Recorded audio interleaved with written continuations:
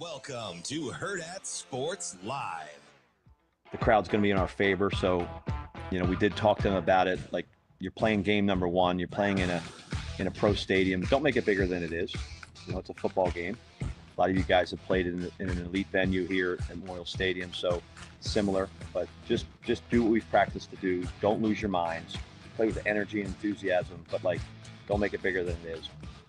Fan base should be excited about it. We're at a point in camp where we can keep practicing if we want to, but we're not going to figure things out until we have a real game. And so we're ready for that. We've had a great camp. I had 21 really good days of camp. Played a lot of football. Covered every situation known to man, so to speak, and our guys are ready for a game. Yeah, it'll be different. Normally I'm going down there to have a good time, watch some good ball, but it's a little different mission and to go down there and win a football game. So obviously my mindset will be different. The guys will be juiced up and ready to go on both sides of the ball. Tremendous respect for Cincinnati. I think they're going to play a really hard football game, so we'll have to come with our A game. Good morning. Welcome into Hurrdat Sports Live, presented by Centris Federal Credit Union. That's DB. I'm Ravi Lulla here at Hurrdat Sports Bar and Grill. What's up, DB? How are we doing? Doing good. How are you? I'm good. How we feeling on a Tuesday? We're all right. I almost feel like we should probably get here earlier so we could get set up. Yeah, that's on me. I need to do that. That's what I think we should do. I need to be better. I agree. Outside of that, man, I'm good. I feel like you just unclicked me, but wow, it just keeps getting worse. I'm gonna shake it off though. Yeah, don't say we. I'm having a good start to the day. Is that you? Is you better? Yeah. You back? Thank you. All right, I got you. All right, I hope so, because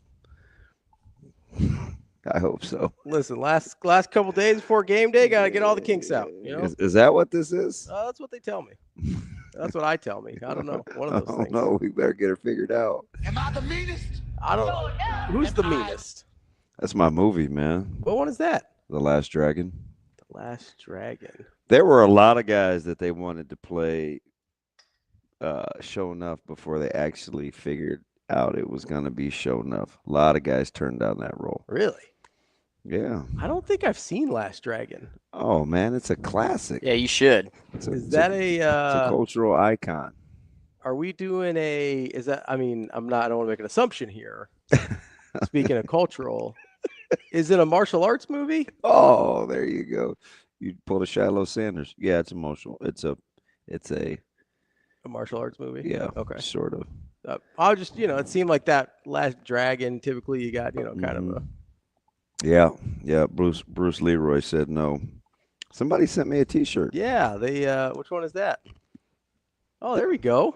This used to be my Twitter avatar. It's called an avatar? I think it's just a profile picture. Yeah, whatever. I don't know. Whatever you want to call it. It was that. Somebody had this T-shirt, and I took a picture of it off their chest. And I can't remember who it was. Was that just like a random ask that you just No, somebody said, "Look at my T-shirt." And I said, "Oh, that's pretty sweet. I want to look at that." I didn't know if we had like a Jay Johnson situation where he's just like going up to somebody in the restaurant. Oh, that's right. That's my man Dusty. I remember now. Dusty Rhodes? No. All right, listen. Dusty Baker? Here's the thing. When you get off to a slow start, you got to ease your way back into being funny. Because right now I still have frowny face, I'm not laughing just yet. I'm trying to turn that frown upside down. No, but the camera is screwed up. Like there's lots just pissing me off right now. Okay, and I think we need to recalibrate. Or this is what you could do. Yeah, you could teach me, and I'll set that thing up. Because I just don't. I tell people all the time. There's the same amount of hours in the day every day. They don't adjust. Mm-hmm. We have to. Yep. So that's kind of how I feel. We'll set the alarm for earlier tomorrow. We'll get here earlier. Man, we got to do something.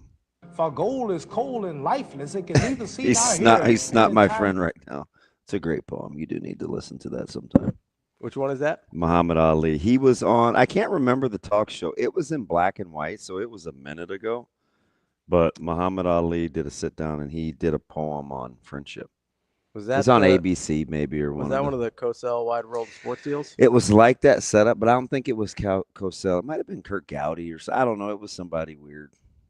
Not that Gowdy was weird. It just not your typical it just was most famous broadcaster of the time. Somebody a little more off the beaten path. No, Gowdy. So Gowdy did do the Wide World of Sports. Oh, did he? He was the voice. You would recognize him if I know the name. I if don't you know if you heard him. I think you would know. I don't know if I could picture him. Yeah, they need to have somebody narrate Crawford's send-off on Friday. Yeah, that would be sweet. That would be nice. I wonder how many they're going to get. Friday I think it's at 6. Is that when they're heading out? Well, I think that's when the send-off is. He sent me. I have the IG thing, but you sent me something on IG. Like I'm not your IG informational source. That's not your preferred social media platform. No, I like Instagram. I don't do anything for the gram. I just want to have the ability because a lot of times they attach articles to it now. Oh yeah. And Coach Rule is like, he's like, I don't know. I might move on from Twitter, man. I'm gonna try to meet the players where they're at with this Instagram stuff. I've seen his Instagram. So he's much more active. He doesn't really know what he's doing yet, but he's trying. Yeah. And he's one of those guys that wants to run his own account too. I sure hope so. No social media strategist for Coach Rule? No. He's keep that thing pushing. Yeah. Well, you saw the guys. You watched the CBS deal? Mm-hmm. Well, you see the guys make fun of him that he kind of has Instagram down, but kind of doesn't. Yeah. They got to help him with like his music edits and stuff. But I do think you can see kind of this push, whether it's his podcast or, he teased maybe doing some national stuff at his presser. Yeah. Helping the kids with their brand. He's like, hey, listen, this is kind of the new era of recruiting, just kind of meeting folks where they're at. So I respect the hustle. I felt a little personally attacked during that little player sit down thing. Why? Because I felt a lot like when I go up to the HQ offices and I'm like the old man that doesn't quite know how to work Instagram right, and all the kids have to help me out around there. I felt for Coach Rule a little bit there. I was like, this is hitting a little close to home. Huh. With the edits and the music and all that kind of stuff. Hey guys, I made this video. When you're in a super glassy house. Yeah. Your boy I just looked at thank you, Shane. Your boy just kind of looked at the whole setup and was like, you know what? Appreciate it. Thank you. I don't comment because I don't know anything. Yeah. Like I still don't have my tweet deck, which I'm traumatized about. Did you get a hold of Padilla? Yeah, he said he's coming. I just don't know what time. Oh, okay. Well, at least there's an answer in sight. Yeah, I don't know what the deal is though. I mean, I could try and reload it again, but I don't know if that'll help. Did you feel rushed? No, I did it the same way I've normally done it in the past, but I just don't know why it didn't work this time. Yeah, I had to do a new my default search engine. That's what the problem was. When I would type something in and it would bring up like Ask or some other search engine. I don't know how it got off of my Google default. Yeah, I don't know. That's super weird. Especially because like nobody uses Ask. Like I don't know how it would ended up with that. I don't know. Probably one of those dumb auto updates or something. Oh yeah. One of my coaches figured it out. Did he help you out? Yeah. Was it Queen? So that was my first ask, and because he's competitive, he doesn't really want to do anything to help me.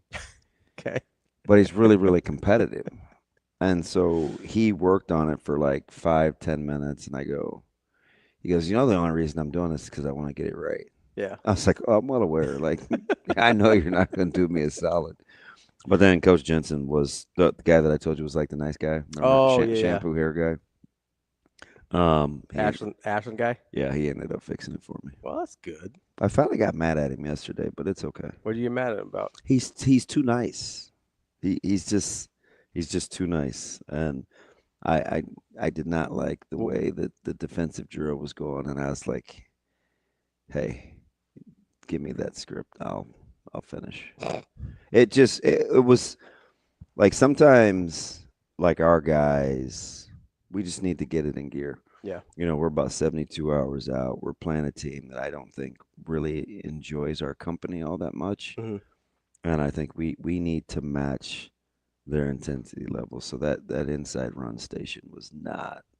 Not getting the job done? No. And we're trying some different things, so you have to teach too at the same time.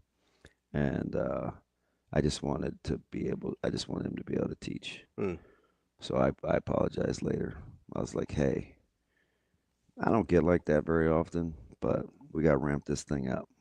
He's like, no, it's typical Double J fashion. No, you're good. He probably was like, you're an idiot, and I don't really like you right now, but I'm going to tell you this just because. Sorry about that. He's like Team Olive Branch, super good natured. Gotta get along to get along. Yeah, I mean, we just, I was not happy because one of my guys got dinged in individual, Yeah. and so I was just pissy from the jump. Yeah. Yeah, I mean, I was mad. I was mad at everything yesterday. Bart jumped down Micah's throat for his chin strap being crooked. So you Nah. put your helmet on straight. You mad? I was a total terror. What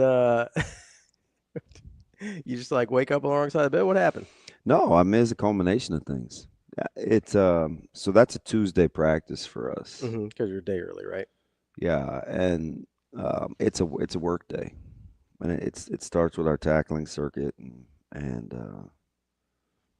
you know sometimes different teams need different things, Mm-hmm. and I think for us it was one of the few practices I can remember since we would split because we're pretty even, Steven. Mm-hmm. One day offense is up first, one day defense. We rotate, but like it's pretty to the minute. Mm-hmm. And that's one of the first times I can remember offense going second and it being a better practice. Mm. So it usually goes better when defense sets the tone. Yeah. What? Yeah. And offense had the significantly better practice and they went second, which almost never happens. What? So this is still a relatively young team. Yeah. I mean, I know the junior class is really good good sophomore class as well. And that's kind of the core of the team right there. Yeah. So when you're dealing with that as opposed to a couple years ago when everybody was seniors for the most part, right? What's I'm curious how these guys are similar and different to when that last senior class was sophomores and juniors. Vastly different because we're coming off a loss. Okay. So this senior class is interesting because I feel like there's some really good players that have been under recruited, and they have to kind of shake that off in their own minds and dial in to playing this senior year. I think if you ask me, kind of the most important mental approach is to put that stuff in the rearview mirror and understand they haven't got a lot of the postseason or the preseason recognition either. I had one of my buddies in Lincoln, he coaches, and he said, man, if there is such a thing, it's almost like you guys are kind of flying under the radar. I was like, yeah, it's kind of good for us because this is kind of a pissy group. I mean, it's Quentin Warren and Eli, and I mean, those guys are mean spirit. They're mean. Quinn's a little nasty. It's so's Eli. Yeah, I don't know. I don't know Eli's temperament as well. I guess I don't know Q's that well. So it's like, it's good. It might be the right kind of timing. And I told you, Coach Samanji, before the season started, was like, this is kind of the perfect year for him because he likes kind of the underdog thing, and he embraces it. But you can't manufacture it either. Like you have to actually be it. And he missed the last game last year, and he's only had 2 losses with North Platte. Yeah. And that was on the road, and then he was gone for state championship. So, I mean, it's just interesting. So the mood, right? The mood, and it's North. It's on the road. It's a big week. There are lots of good week 1 games. I think everybody's just ready to play a game. And last week was the last week to worst week to practice. Ask Nebraska guys. Yeah. They'll tell you. I mean, last week was miserable because it's the week before game week is hard. Yeah. And so we're coming off of that in the weekend, and we had a full day of school, and then you got to ramp it up. So we'll adjust. What like when you go compare like sophomores to sophomores, right? So from when that last really good class was sophomores. You're talking about Rezak and Yeah. Benning and those guys? Yeah. And then you've got this most recent class when either this year's sophomores or last year's sophomores, both really good classes, right? Like do you So that is that Braylon Warren? So like Braylon Warren would be the juniors and then Tay-Tay. like yeah, and Tay-Tay and then like Micah and his class would be the sophomores. That's two good classes. Right? Yeah. Yeah. So when you're looking at those, like how much are their personalities different from when that other group was sophomores, or can you kind of extrapolate and take some things from previous? Because I think we asked that about Coach Rule a lot. Like, how much of the stuff from Baylor applies? Yeah, and I'll give you a good transition, but on a CBS on one of the deals that that Buford and Sierra talked about that I think is super relevant. These guys are a lot more technical. Mm-hmm. Where they study a little bit more. They like technique. They watch film for notes. They're different in that regard. The group that they were compared to was a little more confident, a little more emotionally mature. Mm-hmm. So they didn't grind quite as much. Mm-hmm. Probably a little bit more talent on the lower end now than then. Mm-hmm. But I mean they're different. Like just one, I was talking to one of the guys and we were at the dinner table yesterday and he got compared to his brother. Mm-hmm. I said, that's tough. That's gonna be something I'm gonna try not to do, Micah. And he looked at me and he said, I'm gonna try to give you every reason not to. That's for sure. Like that's what he said. Yeah. Right. So that just is the difference in their temperaments. Yeah. But as it relates to, one of my keys to this season for Nebraska, nobody's talking about it. Mm-hmm. Like not a soul. But one of the things that I'm watching to see how they handle is they've never played with expectations. Yeah. They've never had to manage expectations. So when you get a guy that takes the podium and he's got his little reading specs on and he tells you this is just for optics Mm-hmm. and it's game week, like that's going to land a certain way.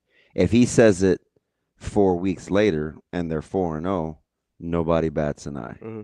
But for right now, he's got to deal with what comes with that, Yeah. right? Or, them throwing Williams Winari out to talk. Like that's intentional. He's clearly not comfortable. Doesn't strike you as this super orator, but the ability to get you out of your comfort zone so you can get live reps is something that they're all about. So when you're looking at, you heard Coach Butler, I love the way he worded it. And you can tell, because I'm telling you, this dude is so competitive. I've said this before. I told you about his hoop game, and he bristles up. Mm-hmm. And, like he's just really, really competitive. And they talked to him about Arrowhead, and he didn't love the question. Yeah, right. He didn't love the question. He's like, well, they weren't cheering for me. He just didn't. Like I just know his temperament. And he talked about it just being another stadium, right? Mm-hmm. It's still game one. Don't make it bigger than it is. Like, just play ball. That's going to be something that they have to manage, right? I told you, I gave you the analogy. If it's 13-7 halfway through the third quarter, that's going to feel a certain way. Mm-hmm. It's up to them how it makes them feel. Yeah. Right? But that's a sneaky little component to this season because none of them have had expectations. None of them. They've had their own internal, right? So I want to be clear about that. But nationally, and then your coaches being kind of outwardly, speaking out about it, that's going to be different for them. And so how do you manage that? You have, William takes the podium yesterday, and on the same day you released this, behind the scenes deal through CBS, and it's all older secondary, right? How does the older, more mature secondary handle what's going on in front of them with a relatively young and inexperienced defensive line? That's an interesting dynamic to me, right? Because there are things that on the back end that you can't clean up if it doesn't happen. Yeah, if you don't get a lot and the front seven first. They've never been there before, right? Like that's an interesting, and it's not overstated. I'm telling you, it's not overstated. It's going to be something that they're going to have to manipulate, because as the front seven continues to grow and mature and get experience, they're going to get talked to by the back end. It's kind of out of order. It's kind of out of order. You usually start from front to back. Then you go back to front. Yeah. Right. For as vocal as Toby Wright was, it still started up front with us. Right. I mean, Tony never said anything, so I didn't have to worry about him. But for as yappity as Barron and Tyrone was, it started up front. Yeah. Right. So, Tyrone Williams wasn't going to tell Phil Ellis anything that Phil Ellis wasn't already thinking. Yeah. If that makes sense. Yeah, that makes sense. So them handling the more mature back end to a younger front end, I'm curious. Like there's just lots of little things that I want to see unfold that they're going to have to be able to negotiate and navigate. There's got to be culture driven. That's going to help them get to what they want to do. That isn't necessarily about talent. Is there anything to sort of managing expectations on a smaller scale, right? That I can maybe take from last year and say, okay, started off 5-1, really good start.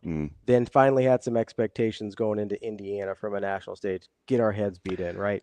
Then you go to Ohio State, play well, lose that one. All of a sudden you've got a little expectations of how you're going to play against UCLA. And that's kind of that 13-7 thing you bring up, right? Same score, 2 consecutive games, very different feelings about that, what that score was, right? Yeah. Like, is there enough there in a smaller sample size? Because obviously it's not the same as, Josh Pate. I mean, maybe in the macro, but not in the micro. Okay. Right. Generally speaking, you can talk about the difference in scores at halftime, and Coach Rules talked about it in the offseason, right? What was the difference between Columbus and Lincoln? Same deficit. In theory, you understand, but until you feel it again, there isn't that micro practicality of it. If that makes sense. Like, these guys got to go through it. It's got to be Jalen George. It's got to be Keona Davis. It's got to be Riley Van Poppel. It's got to be, Judy's played X amount of games, so it's got to be McCullough, right? It's got to be Ochoa. It's got to be Fudge. I don't know. Andrew Marshall. Marshall. Yeah. No, interior. Oh, interior. Okay. So, that will be new. That will be new. I'm not a big, hey, they need to start fast guy. That's everybody's low-hanging fruit keys. But that's not really my thing. Nebraska needs to understand they got to figure out how to finish. Yeah. It's how you finish. Well, we've seen him start fast before, and it hasn't mattered. Yeah, it hasn't mattered. It hasn't mattered. So I'm not on the whole. I'm not on the whole. Between start fast and finish strong, you won't finish strong. Always. Yeah. Always. Even when you win, it still doesn't, like, Colorado's a really good example of this, right? How much differently do we feel about Colorado if, let's say, Nebraska's down 7-0 at the half, but then they go on a 28-0 run to end it? How much different do we feel versus what actually happened? Yeah. Because a lot of people feel like that. And I remember being bothered by how we felt about. Yeah, it's like that was a pretty good team that Nebraska just. I'm like, these guys are still learning how to win, and we're running. You're wanting them to go, wire to wire. Fudge, you just got to get them to the starting gates. Yeah, well, and we saw that we saw them not being able to finish, obviously creep up. They had Illinois 2 weeks later in a position where I thought they could have put them away. Yep. Right. Up 2 scores with a chance at a third. Yeah. With the ball. Yeah. And if they're able to, that wasn't a that game didn't have to be close. I mean, we forget about games like that, but Illinois was all but left for dead. Yeah, they were. We were ready to leave them just as roadkill. 100%. So I just think a lot of what my forecasting about this season doesn't have anything to do with what happens physically. I'm having this conversation. It's early, and clearly Lance doesn't sleep, but I guess I don't either for that matter. But we're talking about D-line again. And look, I understand, man. We had the 10 black shirts, and we'll get to that in a second. And you're looking for an 11th, and I get these undersized questions, and can they stop the run? And everybody says it, right? And it's like, you guys, you're forgetting one one minute detail, and do with it what you will. But this defense is going to be built to play a certain way. If they wanted X amount of body types or different body types, like that's how they would train. This is clearly what they want, and this is clearly how they're training. It's not going to sneak up on them. It's not like they're going to get to this game and say, "Oh shoot, man, guess we should have been bigger."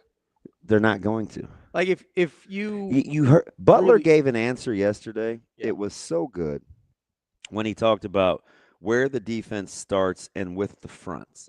And he said any good defense starts with the way that your front plays, whether it's on the move or at the point of attack. It starts with a mentality. Then you have to let them play. If they're not playing the way that you think they're capable of playing, that's when you introduce, maybe we need to play it differently. He's telling you he's well aware. Like nobody said anything. If we took some truth serum and you asked Jeff, you brought Jeff Ogard down. You're like, Ogs, 330-pounder, by far and away the biggest defensive lineman we had. Larry Townsend, another big defensive lineman. Say, Larry, Jeff, what were some of the reasons that you felt like you should or you wanted to play more? And they both played a ton, right? I mean, Ogard, those guys were good. And it's almost like they were too big for the way that we wanted to play. Yeah. Right? But if we played in a 50 front before, we played with 260-pound stand-up 2-point defensive ends. As they got smaller and faster, so did the way that they wanted to play up front. They want to gap guys out. You want to cross face. Do you want to play in the backfield? Like, coaches have been doing this since football started. But all of a sudden we picked this mythical year to like work ourselves up into a frenzy on what they're going to be. Whether Nebraska can stop the run or not isn't going to have anything to do with their size. It's just not. Yeah. Like, we got to get that out of our heads. If they don't stop the run, it's not because they aren't big enough. It will be fundamentally and schematically something that they'll have to do different, because it's not like their size snuck up on them. They know how they want to play. Well, and okay, so they just redshirted a guy in Riley Van Poppel, right? He's 6'5". You look at Riley Van Poppel and you say, if they really wanted to put 15 extra pounds on him and have him play at 310, probably not a problem. Yeah, and he'd been a black shirt. Right. He'd been a black shirt. He's a massive individual. Yeah. He is your biggest, most experienced defensive lineman. Like, you could easily have him at 315 if you wanted. Yeah. Or 310, 315. For a guy that size, that's not very much body weight to put on.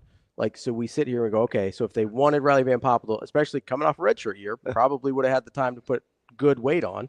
If they had wanted him to be 310, 315, he probably would be. I asked Jason straight up, and it's not because he was the top 15 pick in the NFL draft, but you ask him about lighter, quicker versus heavier and having the two gap. One of the differences between Carolina and Nebraska was he much rather play in the low 280s. And they wanted him to play closer to 300. His brother much rather play in the low 290s, high 280s than anywhere near. Like, ask any of these guys, right, about how they move and where they had to get and whether you still can stop the run. You stop the run with toughness. Sure, you need to be able to hold point, but again, we talked to a guy yesterday for 28 minutes that in essence played in a 3-tech. Mm-hmm. And that bubble look that we played with at Nebraska, playing over guards. Mm-hmm. He's how much? I was 230. I'd say 35. Okay. I mean, he was slew foot and had those big oars, but it wasn't in his trunk. Yeah. You know, he progressively got bigger. I mean, it's we stopped. Jamel Williams was playing at 210. Mm-hmm. We stopped the run. Does anybody remember what Ray Lewis played when he played in Miami? We thought he was too light, and he was for us. Mm-hmm. But that's not how the game is played anymore. They're building the defense with how the game is actually played. I mean, we got that scouting report on Ray Lewis. We're like, 217, 218. That's my size. You know what I mean? Yeah. And I get it. I mean, Stu and Phil, they weren't big guys. Yeah. But I mean, they brought Thump with them in the trunk too. So it's just like, I don't know. I'm not frustrated by the run stopping question. It bugs me that we think that this mythically snuck up on the staff. If they're wrong, but it won't be because they're not operating in the know. It's not because they couldn't figure out how to get somebody at 310 pounds. Yeah, or whatever they had all off season for that. And when your coach tells you that they want to be an explosive movement front, we'll see if that works.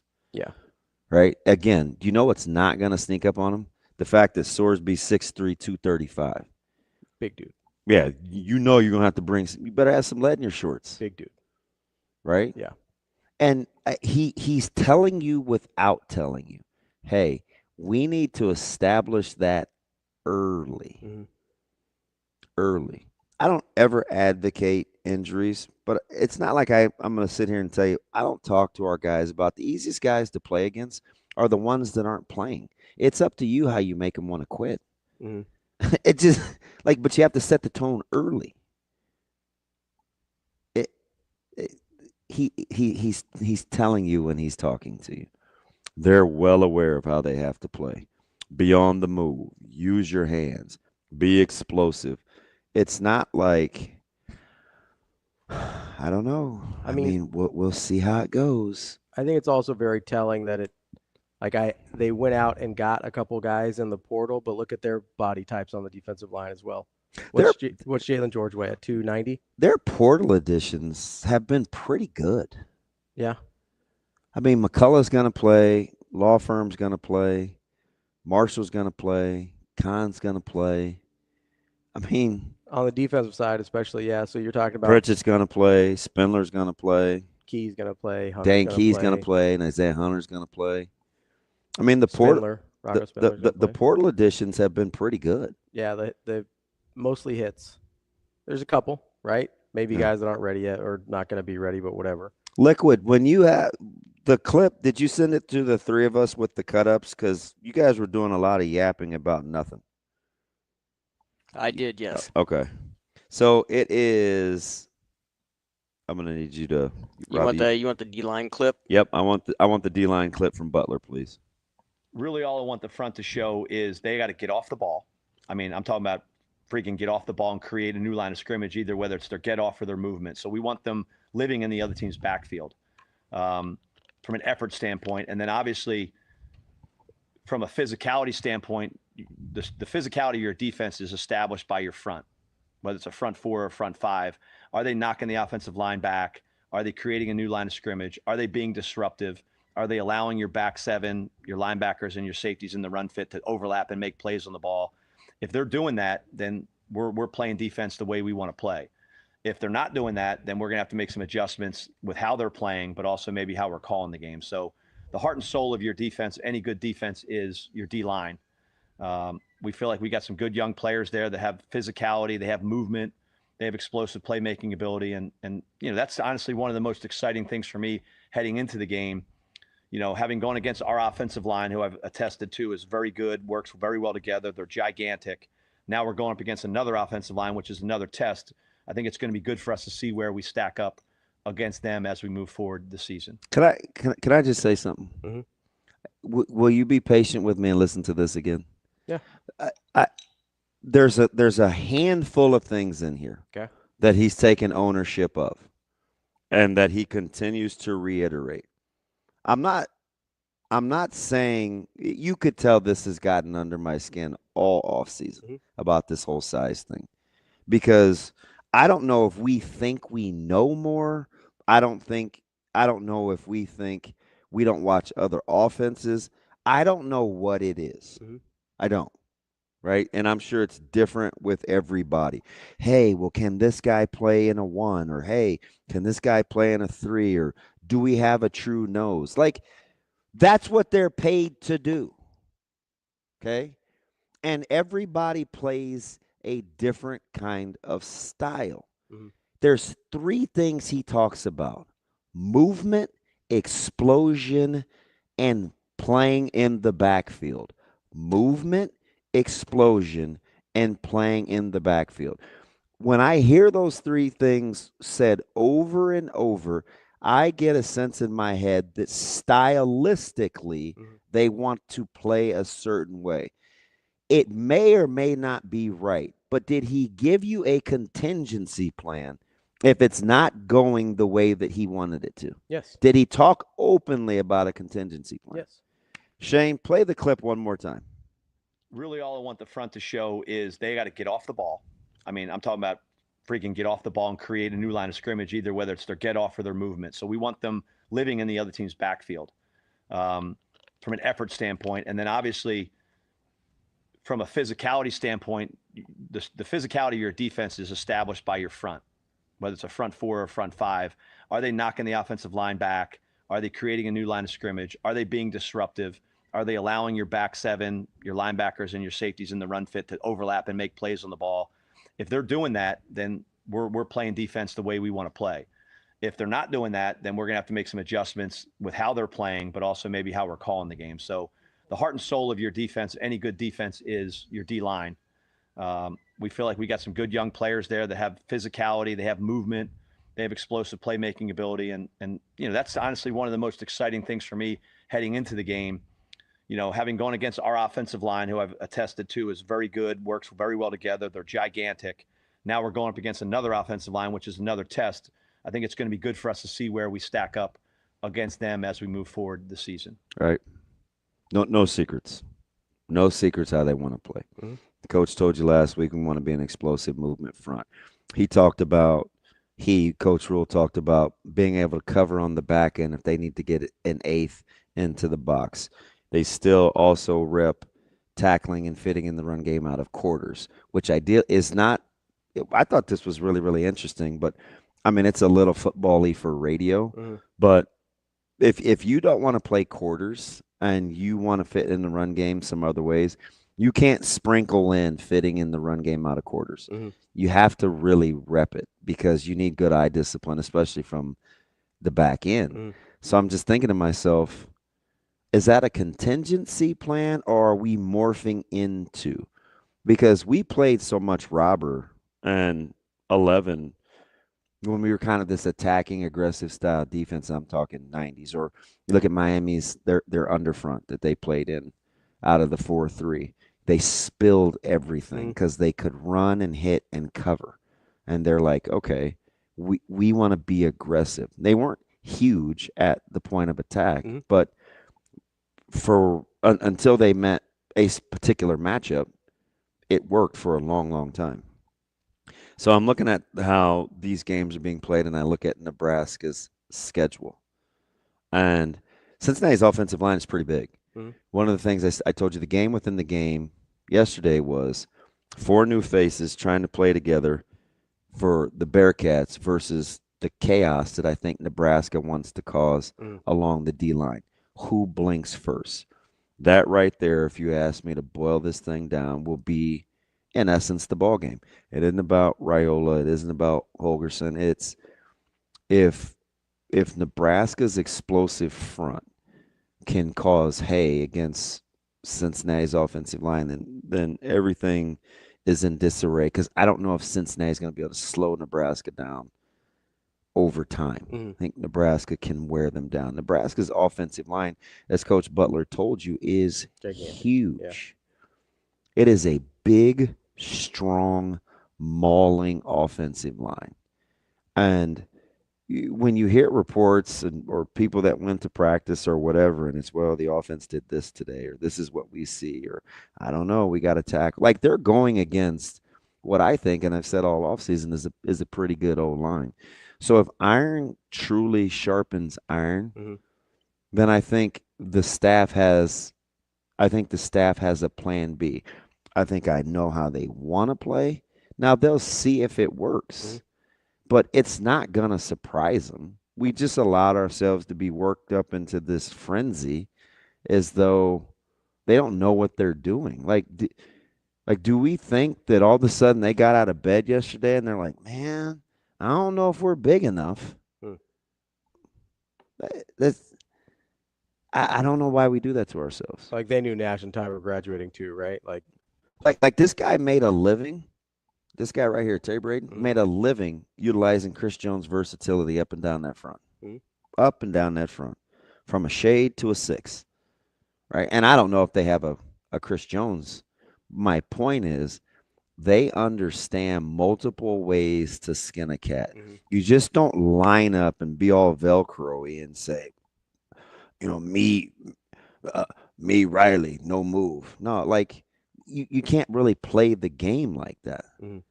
God, if you ask Ogard, would he have rather been 330 playing, the 1, or had the ability to move and playing a 2-eye like JP, he'd probably pick being able to move and playing a 2-eye too, right? Situationally, you don't want to be like a goal line guy, or same as you don't always want to be like a third down back. Yeah, it'll be a specialist. You want to be versatile. Now, I will say this, in its totality, I don't know if, and he's become popular now that he's gone, especially now that he made the 53-man roster. But I said from the jump, man, the guy that Nebraska is going to miss the most is Bullock, right? And because he could do it all. I don't know if they have those guys, right? The 3-down linebacker, the 3-down jack. Yeah. Maybe they do, maybe they don't. I have to see it. Yeah, we don't know yet. But I do know they've trained the body types. I do think I know who more of the run-stopping jack is. I think I know who the more explosive jack is. I think I know who the combo jack is. I think on the insides, like, I know who I'd like to pressure. I know who I'd like to fit in the run game.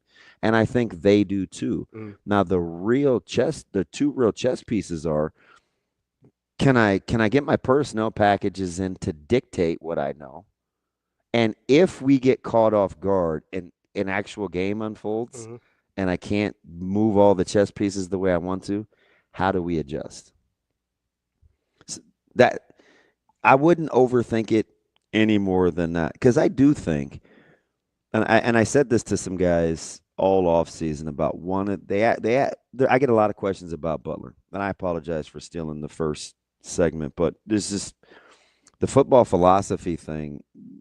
I think we have to talk about. Yeah, I do. I think we have to really talk about it. And I've said two things about Butler. He's exceptionally bright, and he's exceptionally competitive. He is a philosopher. So you want a guy that's real topical like that to be surrounded by some detail-oriented guys. A lot of guys can envision how to get to the finish line, but you need some protocol guys too. Like, how are we going to get there? Yeah. How do you get? How are we going to get there? Right. Which is where Addison and Phil Snow come in. But Butler and his attention to detail, is he's had to kind of back off and see the whole thing. He has really good sounding boards. So the brighter that staff is, you play to Coach Butler's strengths, because he can see. I love the fact he gave himself some credit. It's the whole key. I talk about this all the time. The whole key when you're not the most talented team, if you're super talented, a lot of times you don't have to worry about that. I always talk about making adjustments. Who can see what's trying to be done to them, make adjustments, but you have to be able to teach it too. Yeah, you have to communicate it. Right? I gave the example, this is so long ago. We were getting torn up by, this was a super good quarterback, plays baseball. Cam Kozel? Yeah. His senior year, they were tearing us up in these 3-bys because we like to play a certain coverage. It happened to us again at North Platte, right? Where they have film too. They're really good coaches, and they see schematically what we're trying to do. Bam. As soon as we can see it, we have to be able to teach it and adjust on the fly. It's I think a sneaky advantage sometimes when you're playing cat and mouse, all things being equal. And that was a super talented Millard South team. Now, we knew what we were going to also be giving up. He was going to be able, Koziel was going to really be able to hurt us with his legs. But he hadn't really shown that's what he wanted to do. Yeah. Until he did. Until he did it. Yeah. Right? Until he did it. My point in saying that is, I get the sense in listening to him talk, he's got his contingency plan. I mean, it would sound like it. He said, if we're not being explosive and we're not getting vertical and we're not in the backfield, not only do we have to maybe look at it and teach it different, I may have to call it different too. I think he's exhausted as many pre-game without having the real film options situationally as I think they can go through. Do you know how much film they watch individually of transfers? I mean, they were talking about that. I don't remember if it was John Butler or not, but yesterday one of the coaches was talking about how they're going through all the Cincinnati transfers, and you're like, can't really movement and body type, but you got to do body type and what they like to do and what kind of movement they're capable of. I mean, again, we'll see how it pans out because it is the opener, and you're dealing with the single greatest variable on the planet, which is human behavior. But from a preparation standpoint, I don't know, man. They're in a good spot because it's a exceptionally bright staff. So let me ask you this. You brought up the vulnerability or the thing you're willing to sacrifice when you're talking about playing Camp Koziel and making those adjustments, right? So if you're a explosive movement, aggressive movement, but Burke scored 50 on us once. Yeah. And a win because we were ill prepared for quarterback run game. And I think his first 3 we'd never seen him really run the ball before. They got him pistol, and I think his first 3 carries were for like $110. I'm not kidding you. Banging his head on the goalpost.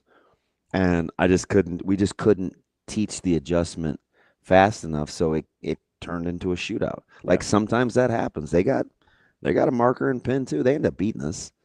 I think that team for Burke won 3 games that year, and one of them was against us. It was, and we played at state that year. So, like, it happens. So if you're looking at Nebraska the way they want to play, what's the vulnerability of wanting to play that style on the defensive line? Guys getting, in my opinion, guys getting busy outside the perimeter. Okay. Guys getting busy outside the numbers in the passing game because they will have some individual matchups where Nebraska will not be +1 in coverage. So they'll get some one-on-ones on the outside. They will get some one-on-ones. So if they can beat you with those, that's where you kind of have to eat it. Yeah. I don't think you eat it as much as you could always go back to you still have some other principles, right? You could play some 3, you could get into quarters. You don't have to play it the way that they want to play it. But when you talk about, and we'll talk to Michael Rose-Ivy tomorrow, right? Is he 943? He probably that is correct. He probably needs a bigger segment. We can get to him whenever we kind of get to him early. So make sure you give him a little wiggle room. But when you move and you put guys on the move up front and how your back end has to be connected versus, sitting in like a 2 shell, or if Nebraska really, really wants to get into primarily 1 high, it's not necessarily high risk, high reward. But some things are going to be open. You're going to have to win some matchups. Yeah. But we'll see how they want to play.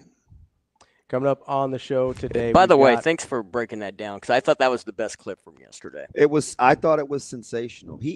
He's so much.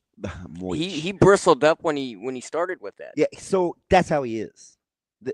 And it was clear, precise. I mean, that was a great clip. What you saw from Coach Butler yesterday is exactly how he is. He is a football guy. And if you gave, well, is it blue? What did we decide? It's not tryptophan, dopamine. What's the true serum?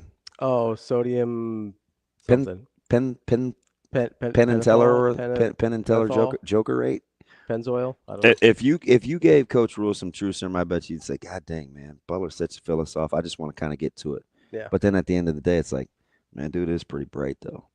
Now, getting a feel for the game and play calling sequence, all that stuff has to come. You just don't roll out of the rack and can call a game. Yeah. But I know one thing he's not short of, and that's aptitude and competitiveness. And I think he's secure enough to receive and delegate input, so they're gonna have a chance. I was so glad he talked about, because most coaches or people that have a particular skill set don't openly tell you that's where they're good, because it comes across as being overconfident. Yeah. But there are coaches, and everybody has them on their staff, that see things quicker than everybody else. They can just diagnose it in a hurry. Now, those guys that can typically don't tell you they can. I loved the way that he said that, and then gave you the contingencies, because he counterbalanced it with what he would be willing to do if it didn't go the way that he thought. So he's already thought through the. Yeah, because what happens with most higher level thinkers when it doesn't go right? A lot of times they kind of spiral a little bit because they didn't really imagine a world. Well, remember I told you they asked the wrong question. Yeah. Right. It's always like, now how is this not working? Yeah. Like the question is why. Yeah. But when you're smart, you assume you know the why. Yeah. So but you don't always. You're kind of dismissive of it. Yeah. If he gets into that aspect of it and can do that on the fly, you give yourself a chance, because you have a lot of malleable pieces. You want to get big in the interior with your 1 and your 3 and get back to playing a traditional front, you can. You have some bigger bodies. If you want to stay lighter, quicker, and gap guys out by getting into the backfield, you have those kind of bodies.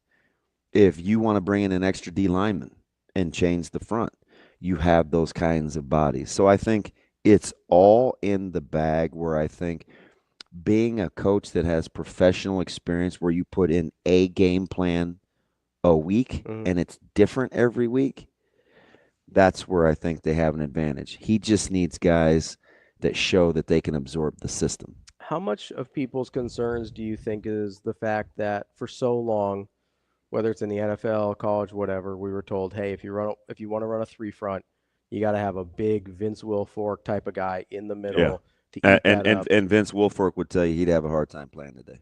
Right. And as opposed to, I think if we were like, just like, Flozell Adams would have a hard time playing today. Yeah. Right at left tackle. But how much do you think the concern is from that mindset of? Well, I think that's a lot of it. I think we envision how it's supposed to be done and how it's supposed to look. Because if we hear, hey, they want to run a 4 front, and you've got 3 guys that are 280 or 290 and one guy is at 265, 270, we probably feel okay. Yeah. Better, right? Like, we'd probably be like, oh, we got a 4 front. You can be a little bit more undersized in the middle because you got 2 guys there. Like, I don't know how much of it just we expect them to look a certain way. Yeah, but because I don't know if we understand though. But when you're talking about 4-3 ends, those guys are typically in the 255, 260 range. Yeah. If you're using, they look like Wistrom or Tomich. Yeah. Right. You can be lighter, quicker. You're at the 1 and the 3. If you're 5 and you're 7 are bigger guys. Yeah. Like, we thought Dante Jones was undersized. Guy got drafted by the Steelers. Pretty sure he's pretty tough, and I think that guy probably weighed 220, dripping wet in concrete boots. There's multiple, and he did not look like Dwayne Harris. How right? Dwayne Harris, bigger, stronger, longer. Yeah. How much did Randy Gregory weigh? Man, that's a point of consternation internally amongst that old school brethren. What he should have weighed versus what he did weigh was never the same. I think some people think he was sub 220 at times. He acted like it. I can tell you that. Yeah. Pretty safe. Yeah. Yeah. How many times? It's gonna be fascinating. But I'm telling you, if Nebraska comes off the ball defensively and they're uber quick and explosive, the next thing we'll be saying was, "Can't wait to see how it looks against Michigan." Yep. That's what we'll say. Yep, that'll be the next thing. It'll always be the next test to satisfy if we think it's good enough, because I mean, we want to be right. We don't really want to get it right. We rather just be right. Coming up on the show today, we've got Brett Ciancia from Pick 6 Previews at 8 o'clock. That's coming up right after this. We've got Mike Schaefer at his regular spot at 9. And then we'll talk a little Ohio State football with Stephen Means at 9:45. We'll be back. More Hurrdat Sports Live.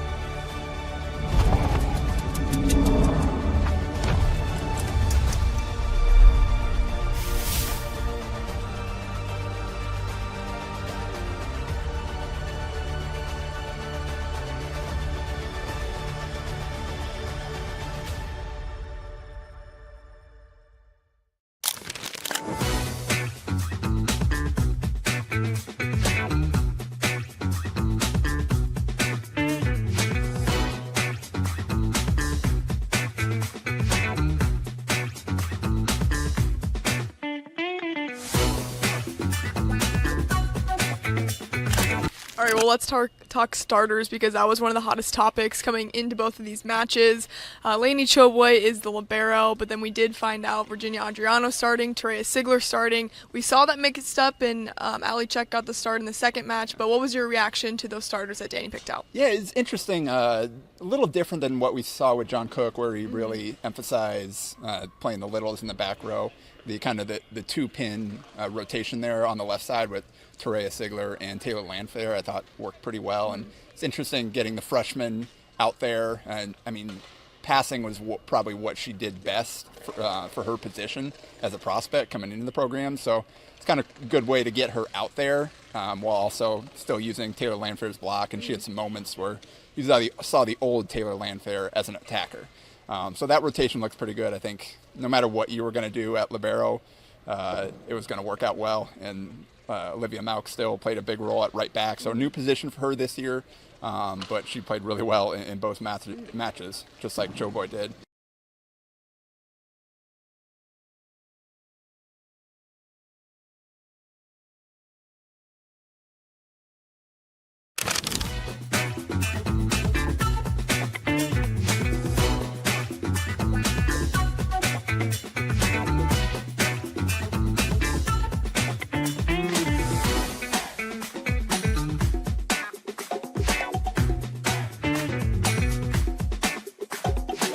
You know, I think that's part of the thing maybe people worry about sometimes, that maybe they don't understand the detail that you guys go into in the match system, absolutely. right? I think they go, hey, what if I don't have anything in common with them? Yep. You know, so I think that's a really important part to highlight, is like a lot of work goes into actually making sure it's a good fit. For sure. Our programs team and our match support specialists, I mean, not only in the beginning when those matches are getting created, but after the fact, even throughout the whole lifespan of your match, you get tons of support. You are assigned an actual match support specialist who works with the youth's family and the youth themselves, and then also obviously with the adults who are doing the mentoring. So if you have any kind of stumbling, blocks along the way, or maybe have questions, that's somebody that you can go to, and they are trained, they're professionals, they know what they're doing, and can really, really help you along the way as you are establishing that match. But even like down the road, if you have questions or if you need extra support, they're there for you. So it's not like you're just kind of pushed out like, okay, have fun.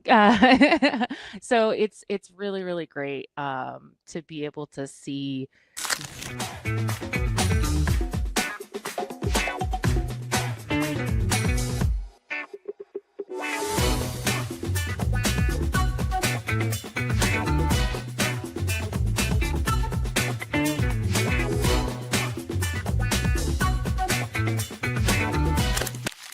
And Imagine your first dream home and the feeling of walking inside for the first time.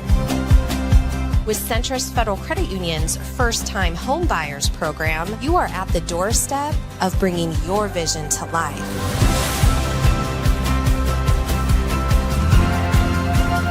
Welcome home. From your neighborhood mortgage experts, Centrist Federal Credit Union. We are where you are.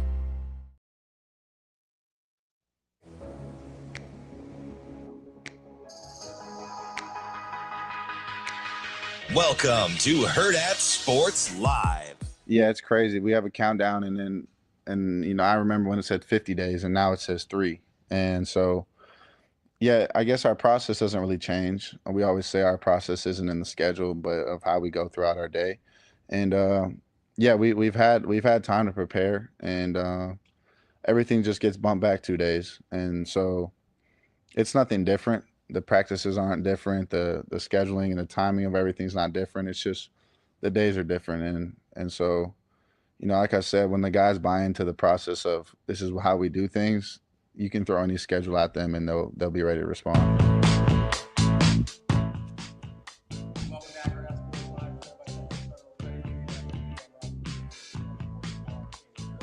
We are joined now by our friend Ciancia from Pick Six Previews. Brett, how are you this morning? Hey, Brett, how are you this morning, man? Can you hear me okay? Yeah, I got you. How are you? I'm Thanks good. for having me on. We're just fixing some of Ravi's audio stuff. That might be better. Say hello. Nope, not yet. Brett, how we doing this? I like the view, man. Like you're fresh off a move. You're all settled in. I mean, last time I saw you, you had a fiance. We fast forwarded past that, man. Are you ready for this? Yeah, absolutely. Well, new house here. I'm trying to find a good background for you, but nothing permanent yet. But yeah, I'm excited to kick off this season right in time for wide open 2025, and excited to break it down with you. We got Nebraska kicking off in 2 days, but a huge slate of games coming up. 5 straight nights of football. How about this opening weekend? You're looking at, I mean, the slate is sensational. I'm not going to go all hyperbole and say when's the last time you remember, but there are some meaningful week 1 games right out the gate. If you had to pick one, which one do you think goes the furthest in telling you the story that you think will be told at the end of the season? Yeah, well, I think if we were in the old system, the bowls and polls or the BCS 1 versus 2 or the 14 playoff, you got to say Ohio State, Texas, because you have a number 1 versus number 3 matchup that's extremely rare at a season opener. Coaches poll had them 1-2. That would have been the first time ever a 1 versus 2 in the opener. But so in the old system, that would have been a season defining game. I think it still is important, but both teams I think are still going to make it. You have 2 or 3 mulligans nowadays.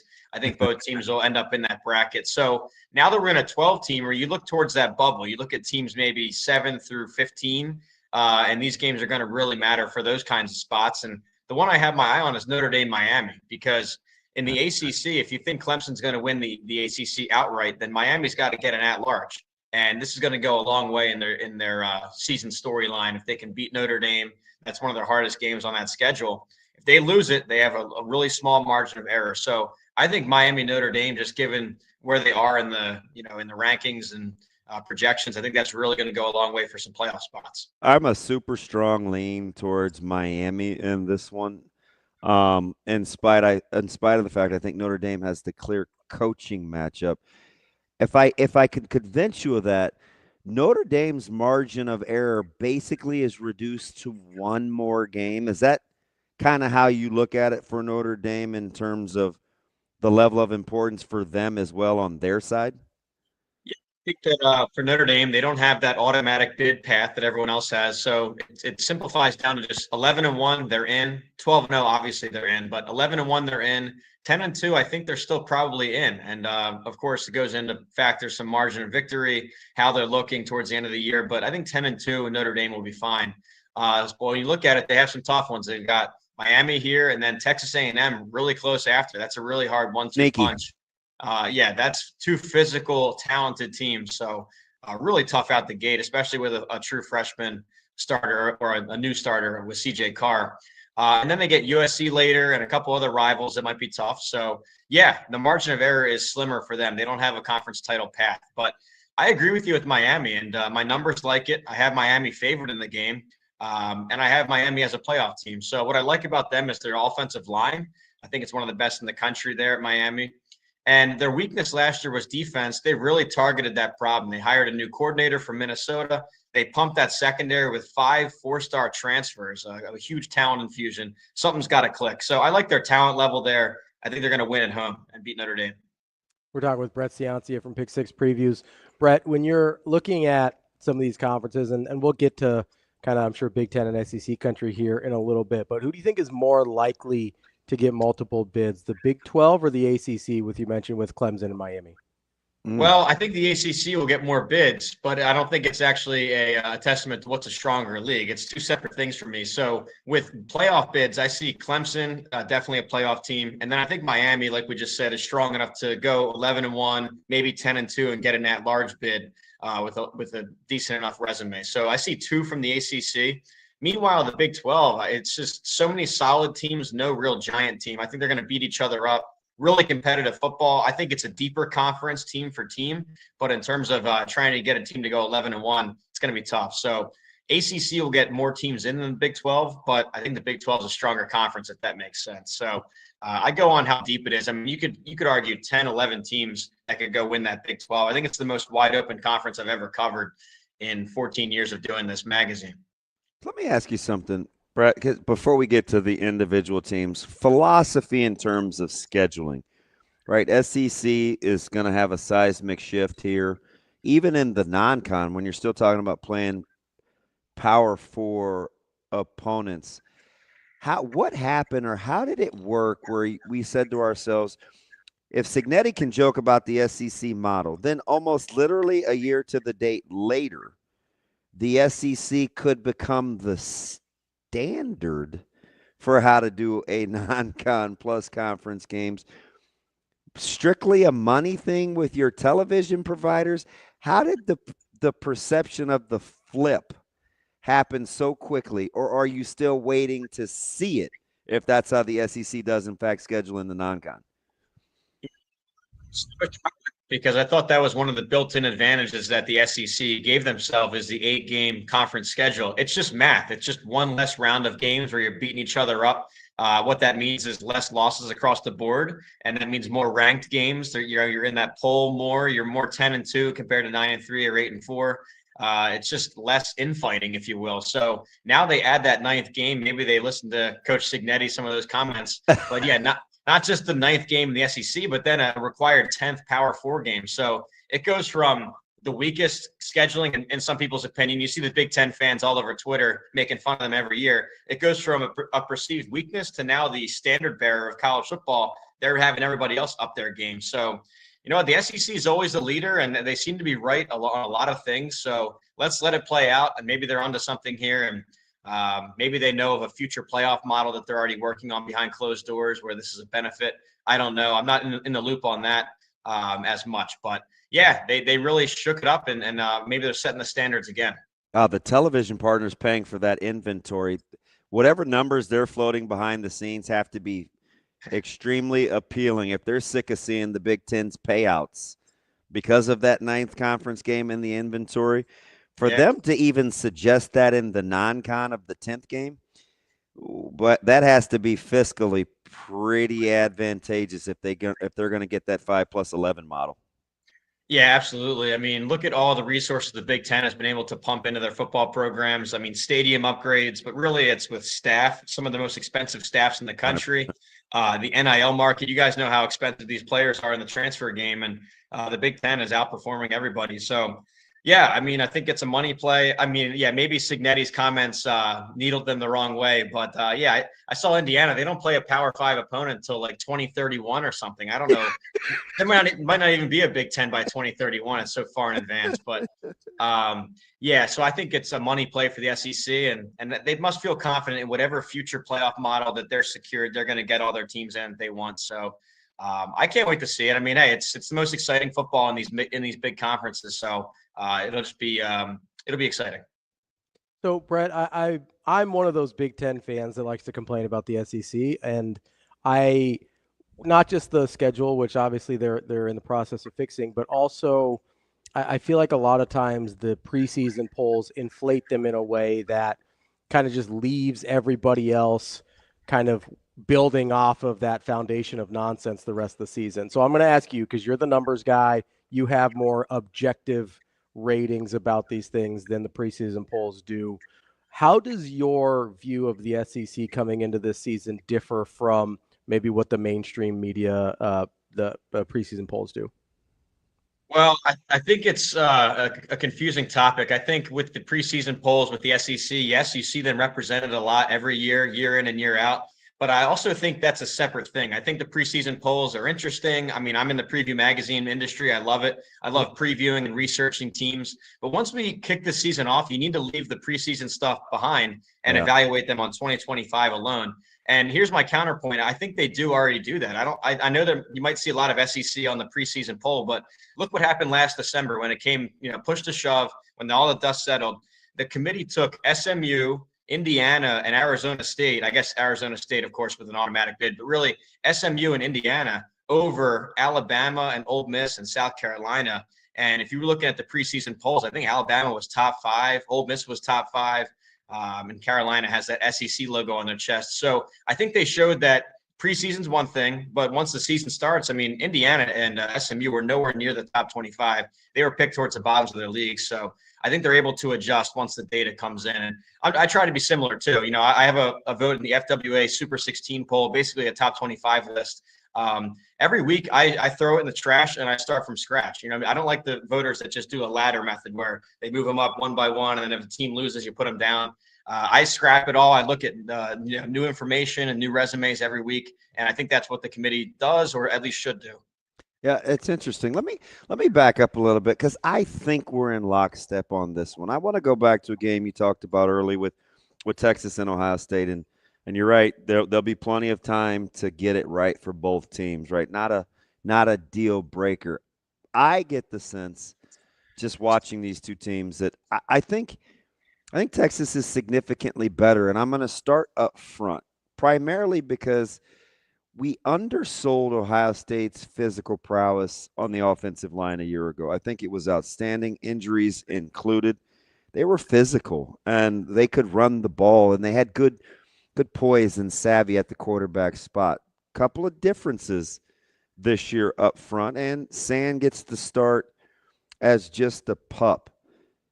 Texas's defensive line is outstanding. They're going to be a headache defensively.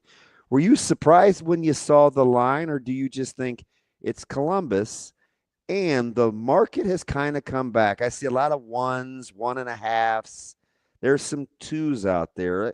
Is the line about right for how you look at this matchup? I mean, I think right away when you see these two teams, you think Ohio State, you think, all right, they send 14 guys to the pros. That's a school record, almost an NFL overall record. So right away you discount them and you leave it there. But I think you need to take it a step further. Look at Texas, what they lost too. They lose the Thorpe Award winner in the secondary, a couple other starters back there. The offensive line replaces a bunch Makuba too. was a stud, yeah. Yeah, he was all SEC. You got, I think, 3 or 4 new offensive linemen. They also have a new starter. I know Arch Manning got some play last year, but really a first-time big game starter for him. So I think both sides have their questions, but I'll say this, they both recruit well enough that we know they're both going to reload. I mean, when you're looking at these, I'm looking at my rosters here, you have 5 stars all over the place, top 100 recruits. And a lot of these new faces we haven't heard of, they're already on the next year's NFL draft watch list. So it's just next year's draft picks all facing off. So I think that both sides have a lot they've lost, but they've reloaded well. The key to the game for me is going to be Texas's new look offensive line against Ohio State's new defensive line. Yeah. Again, it's 5-star versus 5-star, but they're new faces, they're unknown position groups right now for us. So how's that going to work? Will Texas be able to get a consistent run push, or is Ohio State going to win that battle? From there, we'll see which young pup quarterback performs, like you said. So I sided with Ohio State, which just with that home field advantage. Question marks all over the place, talent everywhere. I'll go with the home team with a couple points. So, Brett, you mentioned the young pup quarterback, so that's kind of where I wanted to go next, right? You mentioned Arch Manning at Texas. I believe he's only thrown 90 career passes. You got Julian Sand, first-time starter at Ohio State. You got Dante Moore coming back from trying to resurrect his career at Oregon. You've got Bryce Underwood at Michigan. You've got Simpson. you got Simpson down at Alabama. You got half your starter, DJ Lagway, down at Florida. Is there I want to go opposite ends of the spectrum here. Is there a guy that you are just absolutely betting on? Like, I know exactly what I feel like I'm going to get out of this guy. And is there a guy that you're like, hey, maybe we pump the brakes a little bit before we include his team in the college football playoff? Excited to see more of. We saw a good amount last year was DJ Lagway of Florida. And, I run my advanced stats, my numbers. When he was on the field, when he was their quarterback, that Florida offense was top 10 per my numbers. When you take him off the field, bottom 10. So the plus minus with DJ Lagway, and that was as a true freshman. You guys know, going through the Dylan Raiola year, it is so hard for a true freshman to go and lead one of these big Power 4 programs. So Lagway did really well when he was healthy and on the field. So I want to see him a second-year bonus here as a starter. Hopefully he's healthy. There were some fall camp reports, but healthy this year, a great offensive line in front of him, stars at receiver. I think Florida's a sleeper. They draw one of the hardest schedules in America, though, so I don't know what to think of it in terms of win-loss record, but I want to see him perform again. A question mark I have is Georgia with Gunnar Stockton, and I know that defense might be the best in the country. It's 11 5-stars, and they're too deep. Talk about flying under the radar. Yeah. Georgia I is didn't even flying under the radar. I didn't even bring him up. For as much as Georgia can. Doesn't it show how wide open it is this year, where we're calling Alabama and Georgia as the sleeper dark horse teams? It's unbelievable. But it's so true. And LSU getting more hype. You're right. Yeah, you're right. I've been on a lot of shows. No one even asks about Georgia anymore. You forget they even exist. But yeah, a question with Gunnar Stockton, because we only saw him for a game and a half, and he played well. It was against some of the best defenses. It was against Texas and Notre Dame. So now he's had a whole off season as the starter. Let's see how he performs, because the defense is certainly there. Like I said, 11 5-stars on their two deep on defense. That's more than some entire conferences have. So, I want to see that, but still a question on their offense for me. I think they lay waste in week 1 because the schedule won't have come into play yet, and it is murderer's row for Utah. I want to go back to the Big 12 and kind of how you cap this. I think this was probably 3 years ago, maybe 4. You and I were in lockstep on Utah. We liked them to come from out of nowhere to make a playoff push, quarterback injuries aside. I love Dampier. I think they're well coached, obviously. The schedule is tough, but in week 1, it's not in play yet. How good do you think Utah looks with this week 1 matchup? Yeah, but you're right. Utah was one of those programs that seemed to always fly under the radar, and me and you and other analysts were all over it. They have that great defense, really hard-nosed and ball hawking defense under Morgan Scalley. But what happened the last couple of years were injuries, and you just can never forecast for that. 2023 was the worst injury run I've ever seen, and head coach Kyle Whittingham, he called it the twilight zone that he was living through. He couldn't believe the amount of starters lost. Last year it happened again, but only at quarterback. They were down to their 5th-string quarterback at some point. So, new offensive scheme this year. It's that dynamic rushing attack from New Mexico. They're bringing coordinator and quarterback. Dampier is really elusive in the pocket.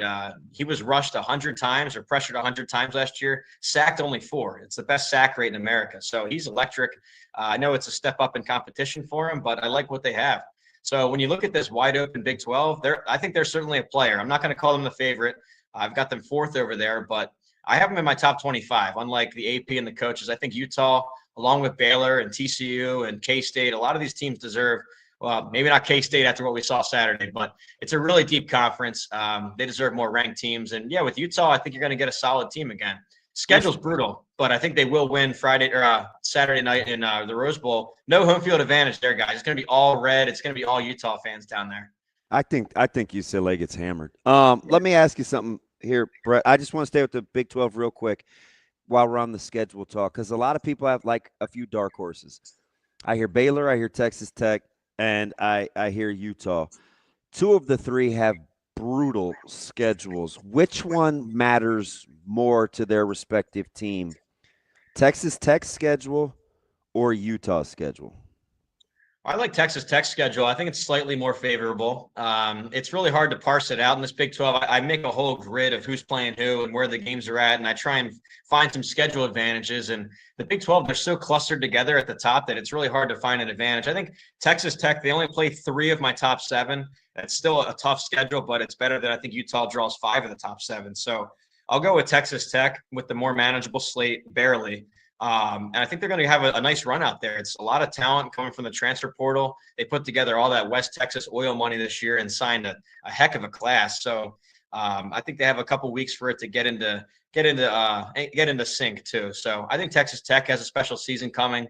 TCU is way off the grid. I think they're a top 25 team, and I like them to go past their win total, even maybe make a run in the Big 12. So maybe the power is returning to the state of Texas, guys, in the Big 12 after Kansas State and Iowa State and Arizona State having it so long. It looks like all the talent is back in Texas going forward. It's interesting. Baylor can score in their sleep, and I think they'll be able to do that again this year. But Hurrdat's a defensive coach. What kind of stops does Baylor have to get this year to kind of, not just for Hurrdat to keep his job, because he made the run last year, but for them to reestablish what he's supposed to mean to that program defensively?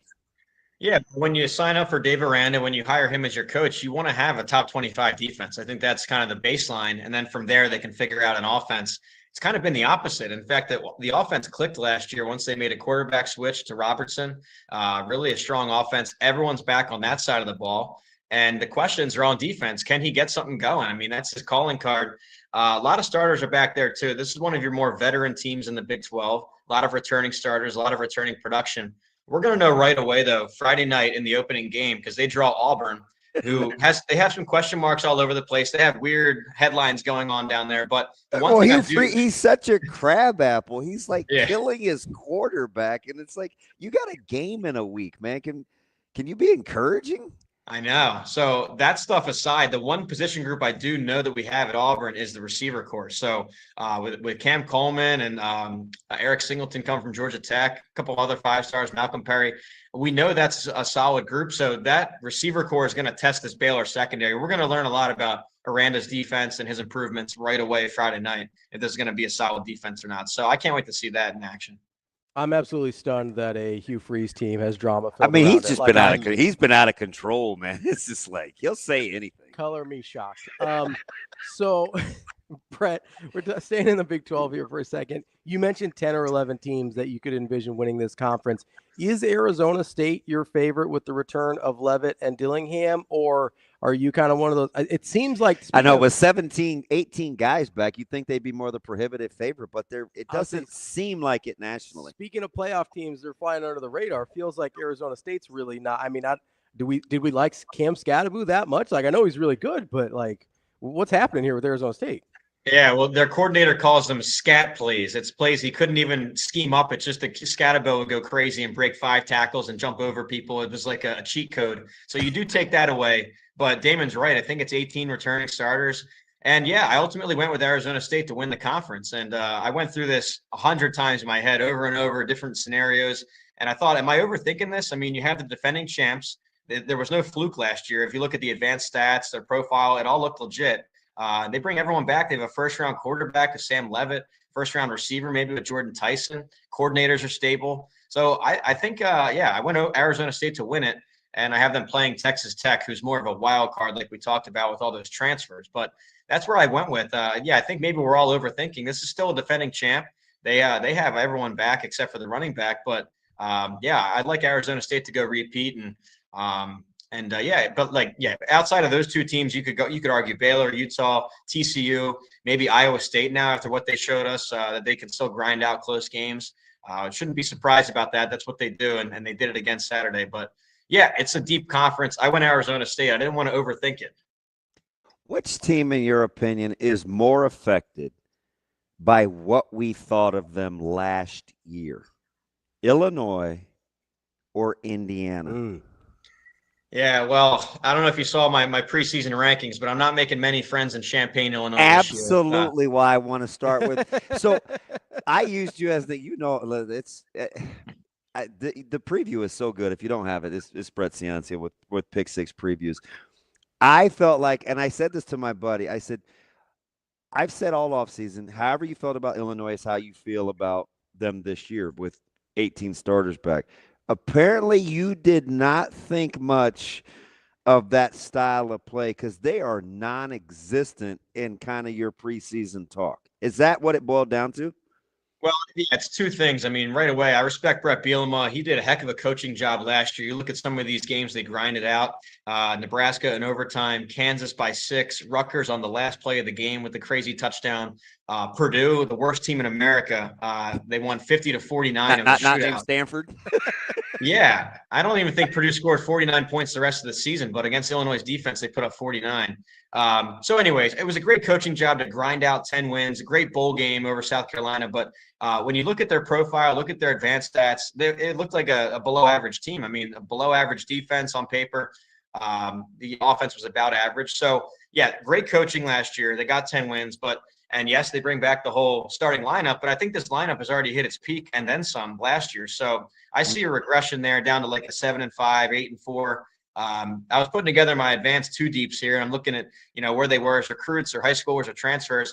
I think they have 2 4-stars on the entire 44-man 2 deep. I mean, now he's got them coached up well, but that's just not the horses to go for a Big Ten title run. So yeah, long story short, I think that they regress a little bit this year in the win-loss column. Excellent 2024. I just don't see it continuing. Now, Signetti gives me and I talked to him in Vegas at Big Ten Media Days. He gives the impression that talent-wise, they may have upgraded. Now, he is in wait-and-see mode on the chemistry and the selflessness and some of the intangibles, but they get Mendoza. He's a good offensive mind. How do we feel about Indiana based on the run last year? Yeah, so I feel better here, and here's why. Because not only did they have a similar win-loss record to Illinois, but they destroyed everybody in their path last year. I mean, these were major blowouts. They had some of the biggest margins of victory in the country last year. I know it was a tolerable schedule, but still, I mean, if you look at common opponents, they were destroying people. So you start from there. I know they came up short in the playoff, but really a strong season, both sides of the ball statistically. And now they bring a lot back too. It might not be the exciting 20 starters or something, but it's enough of that team that's back. And 3 All-Americans on defense last year, all 3 returns. So they've got star power at each level. And I think you're right about his quote about upgrading talent. They got some great transfers and sprinkled them onto this roster. Receiver, running back, at quarterback, I like Mendoza a lot. He played on a pretty rough Cal team last year, but he has a good arm. So yeah, I think they did a good job in spaces here in the portal. Patching up the roster. I trust them more than Illinois going into 2025.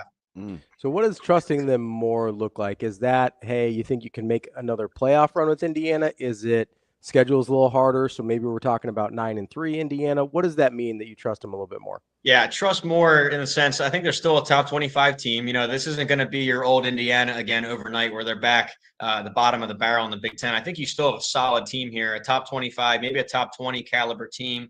9-3 sounds about right to me, maybe 8-4. But just, yeah, more proven pieces. And yeah, I know the schedule heats up a little bit, but still somehow a more manageable draw than most get. So I think they're going to collect some wins. They're not going to fall back to the old Indiana, but I don't think they're going to go 11-1 like last year's team either. So, cut the difference. Let's call them a top 25 team, 9-3, something like that. All right. Give us, please, about 4 or 5 minutes, man. We appreciate your time. I'm going to hammer the Big Ten here. From dark horses to sorting out the middle of the pack. I want to start with Michigan and kind of how you feel about them. Underwood's been named the starter. We know they've recruited well. I think they have got a hornet's nest waiting for them in Norman with that front four. Walk me through Michigan and how you feel about them. Yeah, well, first off, in the whole conference, I had 3 giant programs at the top. It's Penn State, Ohio State, and Oregon. From there, I'm trying to find who's going to finish 4th. It was a race for 4th for me. I mean, these guys have one side of the ball figured out. I mean, USC with Lincoln Riley, they have the offense. Michigan with all these top 100 recruits and 5 stars, they've got the defense. Indiana, we talked about already. So I was trying to find a team. I ultimately had a cop-out answer. I tied Michigan and USC at 4th. But with Michigan, what you're getting is a solid defense again. Martindale, the coordinator's back. And I know they lost some pro players, but the way they recruit that side of the ball is phenomenal. So you're getting a top 10 defense. The question is, can they muster up anything at all on offense? It was one of the worst units in the country last year. Heading into last season, they sent 6 linemen to the pros. I mean, you only have 5 starters. That's how strong the offensive line was. They sent 6 guys to the draft. So the offensive line was young and new and broken down last year. Quarterback was a mess. So it's all about Bryce Underwood, this 5-star quarterback coming in, a true freshman. It's really hard to do as a true freshman, so we'll see. But I've got them going something like 8-4, 9-3. I think just on the merits of their defense alone, going to keep them in contention for that 4th spot. Parse through kind of that next group of Minnesota, Iowa, and Nebraska, considering we've talked Michigan, SC, Illinois, Indiana. Yeah, I went to Iowa. Okay. Yeah, go ahead. Yeah, I was going to say I went Nebraska here out of those 3. And, with Iowa, I think we'll start with them. Last year was supposed to be their year. They were very veteran. They had all their guys on defense come back because of their Swarm collective. They kept them all in Iowa City. And the schedule was really favorable last year, too. And it just didn't click. I thought they underperformed on the win-loss column. So now it reverts back. Now they're younger on that side of the ball. They have new starters in a lot of spots. And the schedule is brutal for them. The second hardest Big Ten schedule per my numbers. So I think they're going to take a step back. With Nebraska, I like it. It's a more favorable schedule. You get a second-year bonus at a lot of places. You get your second-year quarterback with Raiola, second-year coordinator with Dana Holgerson now as a full-timer in the offseason. And what I like what they did in the portal, bringing in some experienced transfers around Raiola. You're building around your 5-star now with Dane Key from Kentucky and Isaiah Hunter, Cal, 2 linemen up front. I know one of them is going to at least start with Spindler. But yeah, I like what they did building around Raiola. I think you're going to see one of the more improved offenses in America this year. And that should be enough to get them past that 7.5 number for wins, get them maybe into contention for the, that 9-win mark. So I think they're going to really improve this year and be among or above Minnesota and Iowa there. Is 9 about your ceiling for Nebraska? I don't even want to put a ceiling. I mean, it's a really manageable schedule. When I went through and did it, I saw 8-4. I think they're going to take care of business when they should. They might lose one, get upset somewhere, but then pull an upset. So I think 8-4 is my number. 9-3 I can get to. But then you look at this schedule and you just always talk yourself into it. I mean, there's a way if they take care of Michigan, right? If Michigan comes out flat on their offense and Underwood doesn't click, I mean, is there a path to 7-0, guys? 8-0? I mean, it's not that crazy. You got to see it happen, but it is a nice front-loaded or just sort of back-loaded schedule that they could really get out to a hot start. So, but you got to take care of business. We've gone down this road before with Nebraska's schedule, so you got to see it this year. All right. Difference in your opinion between, let's say, Minnesota and Washington?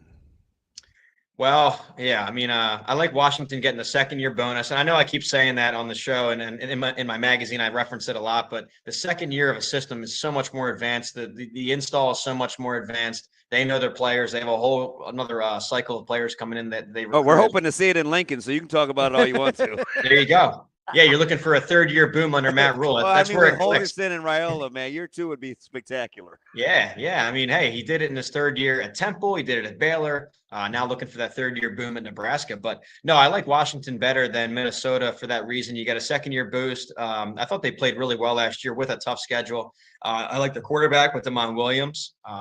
So they're kind of sneaking on the radar there. Minnesota, I like their style of play, but they're switching coordinators. Heatherman was. Yeah, again, it's like an annual thing. They keep going to other Power 4 schools too. Starting over fresh at quarterback, that concerns me a little bit. So, they're a tough out every Saturday. In fact, that could be a potential trap for Nebraska going up there, a road game, middle of the season. I mean, that might be a loss for Nebraska, but I like Washington better. So I've got them just outside my top 25. They're more of a dark horse type. They could make a serious run if everything clicks their way. Who's in more trouble, Fickle or Jonathan Smith? Oh, definitely Fickle. This schedule did him no favors here in his 3rd year, and it's just bad timing because he's already, he had a losing season last year. Even Barry Alvarez, the godfather of Wisconsin football, he's got some quotes in the public media there, and not looking good. And then you look at this schedule; they draw Alabama in the non-conference right away. That's a loss. And then it's, I think, 7 of my top 10 Big Ten teams. It's the hardest conference schedule in America, maybe outside of Gainesville, but. It is brutal. So even if they improve statistically and personnel-wise, they still might go 5-7. So I think he's done after this year. I just don't see a path to bowl season for them. So I'm going to say he's in more trouble. Do you like Chillis? I do. Yeah. He's mobile. He can create if the pocket breaks down. And that's really an advantage when you have a new, younger looking offensive line. Michigan State, they went towards the FCS and the group of 5 level this year with their transfers. So maybe some questions there. You need a mobile guy. And he was a 5-star, I think, or maybe a top 50 guy near 5-star. And I like watching him. I think he's one of those names that no one really knows in the Big Ten, but he's going to become a household guy. And they found a guy to throw to too with Nick Marsh. So that combo of Childs and Marsh, those two are elite. Great tight end too with Jack Velling. So kind of sneaky over there. It's a question about how their transfers from the lower level convert, but they got some star power. That is our guy, Brett Ciancia from Pick Six Previews. Good as it gets. Make sure you go check him out on Twitter, Pick Six Previews, and get the magazine as well, the online magazine, or he'll print it for you now too. One more for you, Brett. Toledo beat Kentucky outright. That's the trendy pick, guys. I think so. Let's go with Toledo there. And I like Nebraska to cover that 6.5 and get an opening W. It's going to be all red in Kansas City. It's going to be, Memorial Stadium South for sure. We love to hear it. Brett, we appreciate the time. Hey, let's talk again same time next week, all right? Of course. Thanks guys. B. That's Thank Brett you. Ciancia He's from fantastic. Pick Six Previews, as good as it gets. I'm with him too. Like, we're almost outside of Texas, Ohio State. I'll take being wrong because I don't like Texas, but I respect the heck out of them. I just don't see. You think that's outright win, no questions asked? And I mean, I get it. The line shrunk. Yeah. I mean, if you'd have given me a full 3, give me. You could have got for a while, right? Give me burnt orange all day long. Yeah. But it's going to be a heck of an opening week, man. You like the Nebraska 6.5 or Toledo outright? Yeah, I'm laying that every day that ends in Y. I haven't wavered for the last 3 weeks. I told you what I thought my score was going to be. Somebody in the chat said 42-17. That might be a little excessive, but I don't know. I'll tell you why later as we break it down this week. That's DB. I'm Ravi Lulla. More Hurrdat Sports Live coming up next.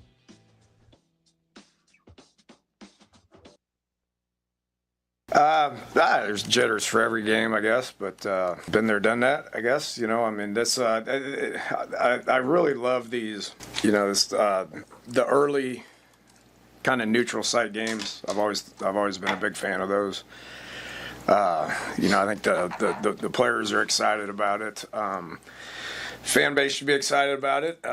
We're at a point in camp where we can keep practicing if we want to, but we're not going to figure things out until we have a real game, and so we're ready for that. We've had a great camp. I had 21 really good days at camp, played a lot of football, covered every situation known to man, so to speak, and our guys are ready for a game, and so this week's all about just getting really comfortable with the game plan. I think Coach Rule did an exceptional job of not making game week too long, because I think you can make game week too long. And so this week we've just kind of focused in on Cincinnati and excited to get to Kansas City on Thursday.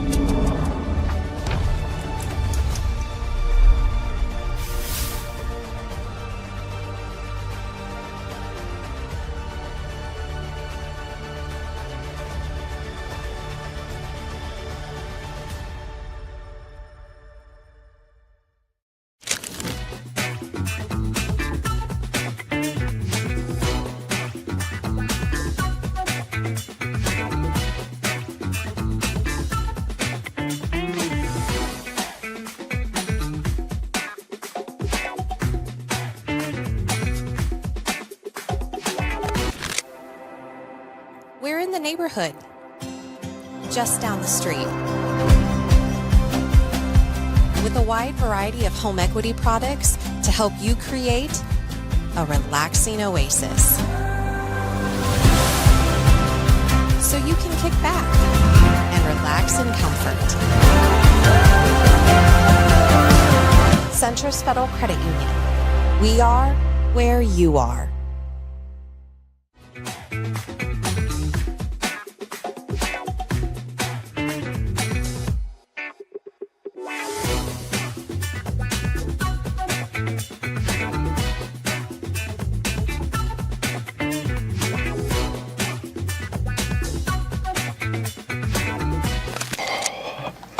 What jumps out to you about Sorsby when you watch his body work so far?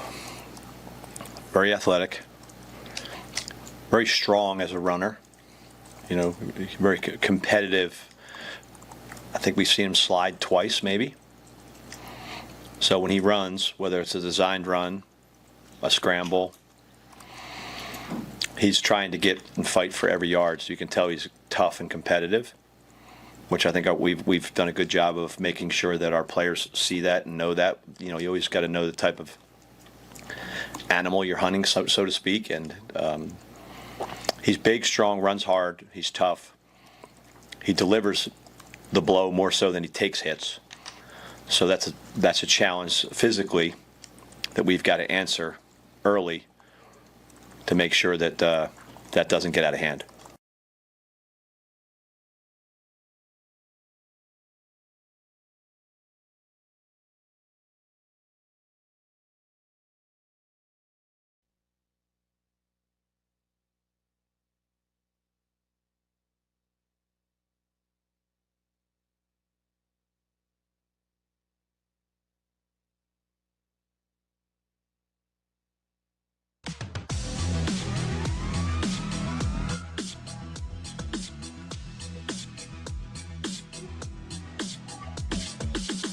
You're listening to Hurrdat Sports Live. Hey, no, I mean, we're just as excited to see how those guys perform as you guys. I've never been in a position where you can put 3 oars at tackle, you know, and so there's legitimately 5 bodies that they just keep rotating, you know, and so I trust Coach Raiola to be able to know what he's looking at and have a feel for you know who's playing good, who's not playing good, and getting guys, you know, rested. But I'm certainly just as excited about seeing how those guys play and what that lineup kind of settles in at.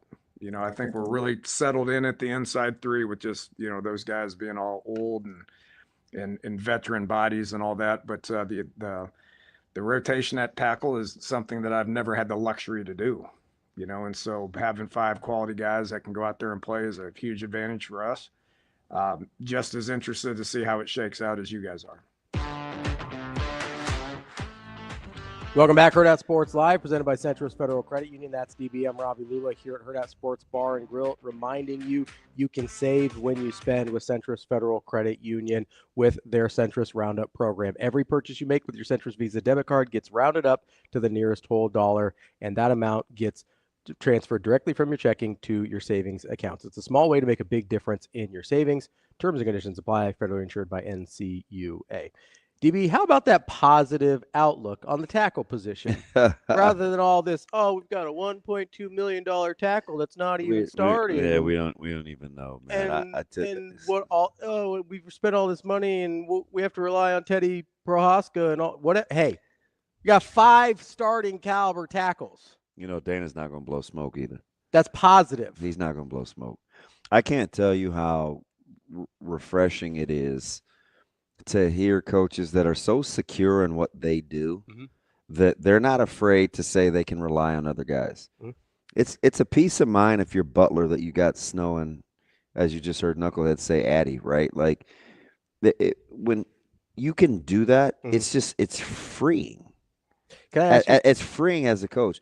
When Holgerson can say, when he's not worried about who's in the game because you trust the autonomy of they don't even ask on the headsets, I can't. You have to be there to know what it's like, but it's it is freeing as a coordinator. So you brought up Butler there just a second ago, and it reminded me, I don't remember what we were talking about exactly. It was earlier today. You reminded me of a question I wanted to ask you about Butler and Snow. Okay. So you were talking about kind of the calling plays again for the first time in a long time on defense and things like that. In real time, this is a question I've had. Okay. How much can Snow be helpful there? He's called plays on defense much more recently than Butler has. Yeah. So here's the thing. Yeah. It depends on what Coach Snow's strengths are. Okay. Is he a rhythm field tendency guy? Mm-hmm. Or is he I see it, this is what I think we can go to? Coach Rule said something. Was it Coach Rule? What coach said? Coach White would call a defense that it was Coach Butler talking about Coach White. Mm-hmm. That's what it was.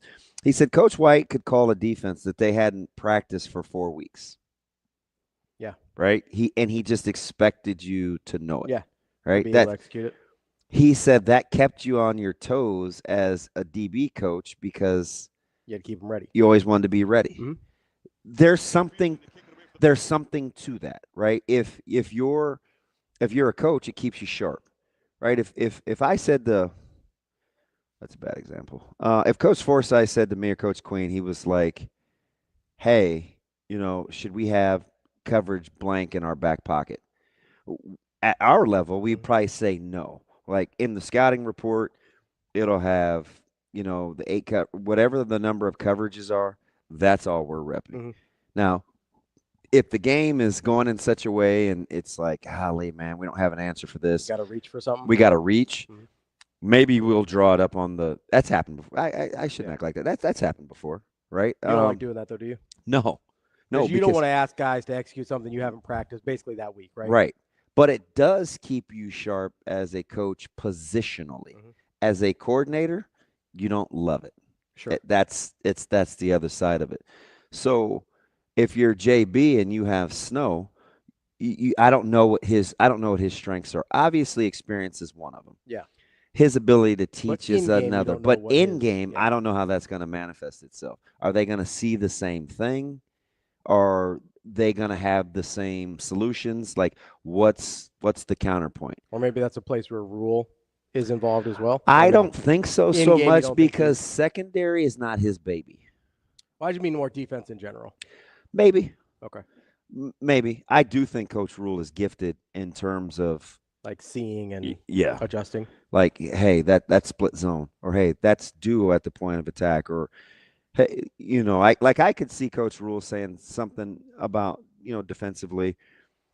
He could get on the headsets, hey, that's why I like Jalen George at the 3 technique. Keep that in your back pocket. Right? Like I could see him doing something. Like dropping little things to think about. I could see him doing something like that. Yeah. But in terms of them being able to bounce it off each other, it just depends on what Coach Snow's strengths are. He may be able to say, this is realistic. Mm-hmm.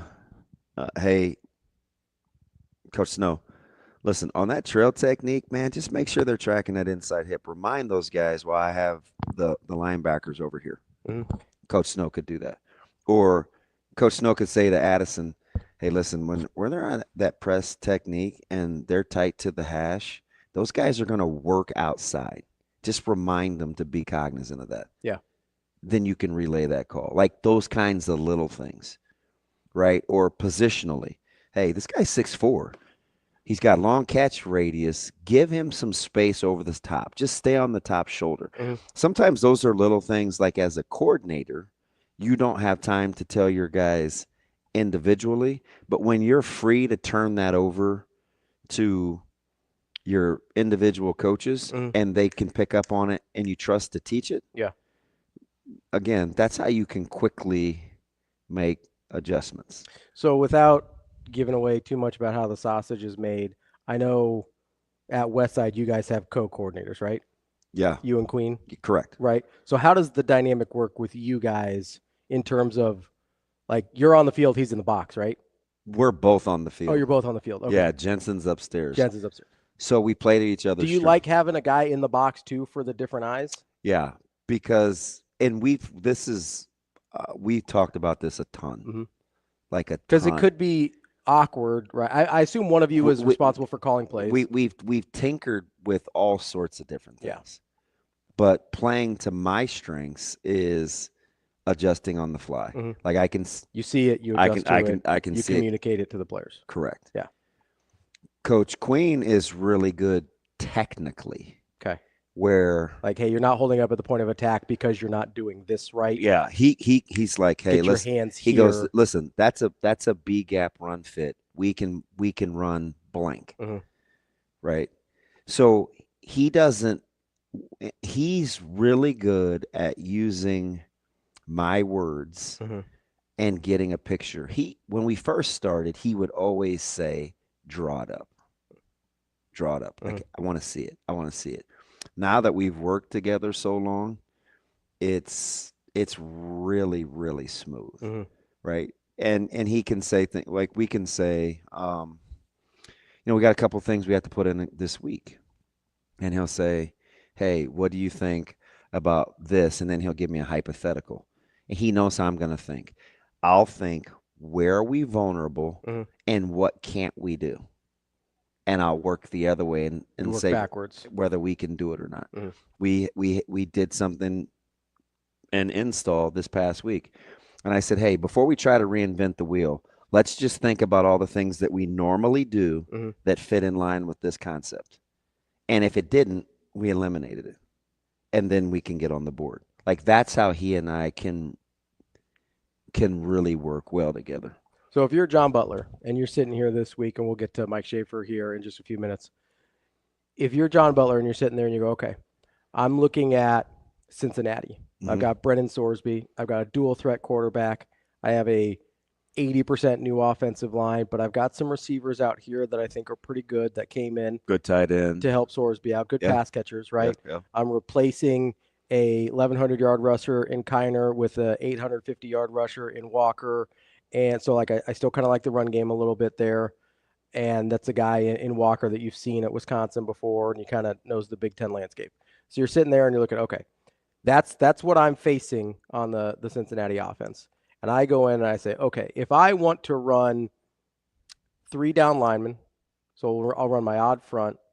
I want to play, let's say I'm concerned about the pass catchers and the tight ends. So coverage-wise, you're looking at what? You want to run like a cover 3? Maybe you could play bracket. You could, if it fits with what they want to do. I don't think they'll play a ton of zone behind it. Maybe some match or something like that. So let's say they run bracket. Okay. So they've got your odd front. You're running brackets over the top on the outside to help contain the outside receivers, right? So if that's where you start and you're looking at what Cincinnati offers, where are you weak and what can't you do in that scenario? So I think interior run game, right? So is where you'd be weak. Yeah. Okay. So right away, like, just hearing that, I'm like, okay.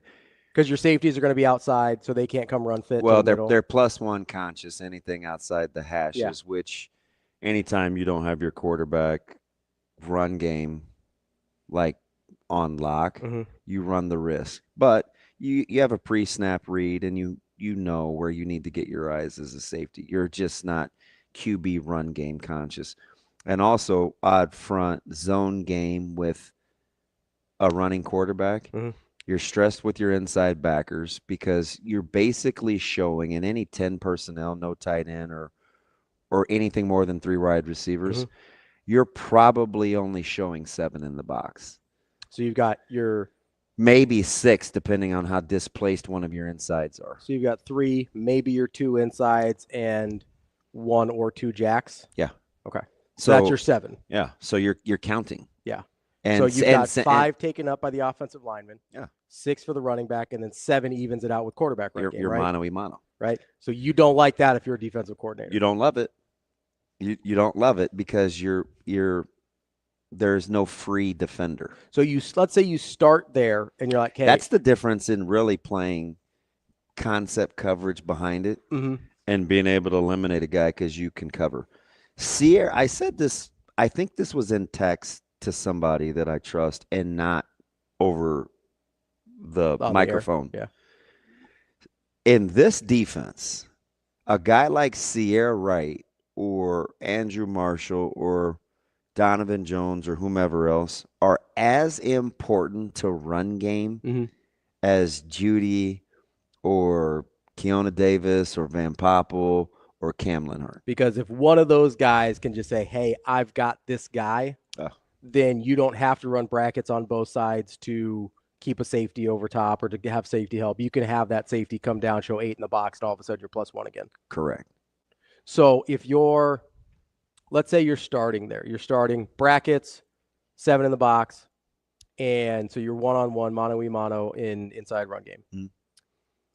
At what point, like, is that something before you even see it that you're like, hey, I have to get +1? Or do you say, hey, let me see if my guys can win some of these one-on-ones before I send the 8 I guy?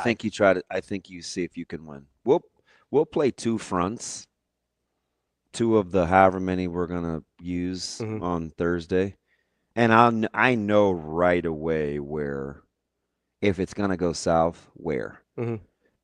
North's gonna have to do that though. Yeah, you're gonna make them do it. We're gonna make you not want to do what you want to do. Yeah, you can get us, but you're gonna have to do this other thing. But you're not gonna be able to use one of your dudes. So if you're and we know you have a handful, it ain't gonna be one of those 2. So if you're Cincinnati in this situation, do you think they want to do inside run game? So I think if they want to keep Nebraska honest, they have to have some sort of tackle-to-tackle run game. But is that what they want to do? I don't think it's what they want to do. Okay. You think it's what they need to do? If you want to keep Nebraska honest defensively, I think you have to have some sort of inside zone concept to keep Nebraska honest. But in a vacuum, all things being equal, you don't think that's their go-to? I don't think that's how Cincinnati wants to play. Interesting. It's a lot.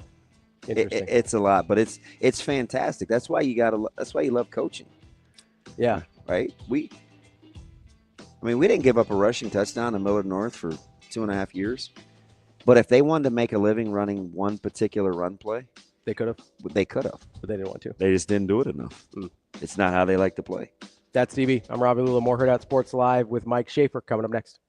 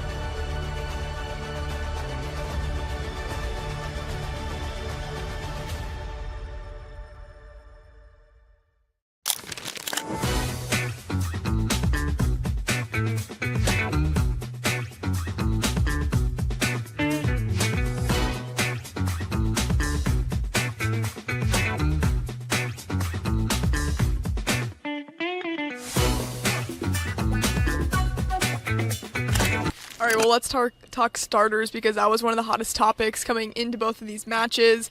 Laney Choboy is the libero, but then we did find out Virginia Adriano starting, Terea Sigler starting. We saw that mixed up, and Ali Check got the start in the second match, but what was your reaction to those starters that Danny picked out? Yeah, it's interesting. A little different than what we saw with John Cook, where he really emphasized playing the littles in the back row. The kind of the 2-pin rotation there on the left side with Terea Sigler and Taylor Landfair, I thought worked pretty well. And it's interesting getting the freshman out there. And I mean, passing was probably what she did best for her position as a prospect coming into the program. So it's kind of a good way to get her out there while also still using Taylor Landfair's block. And she had some moments where you saw the old Taylor Landfair as an attacker. So that rotation looks pretty good. I think no matter what you were going to do at libero, it was going to work out well. And Olivia Mauk still played a big role at right back. So a new position for her this year, but she played really well in both matches, just like Choboy did.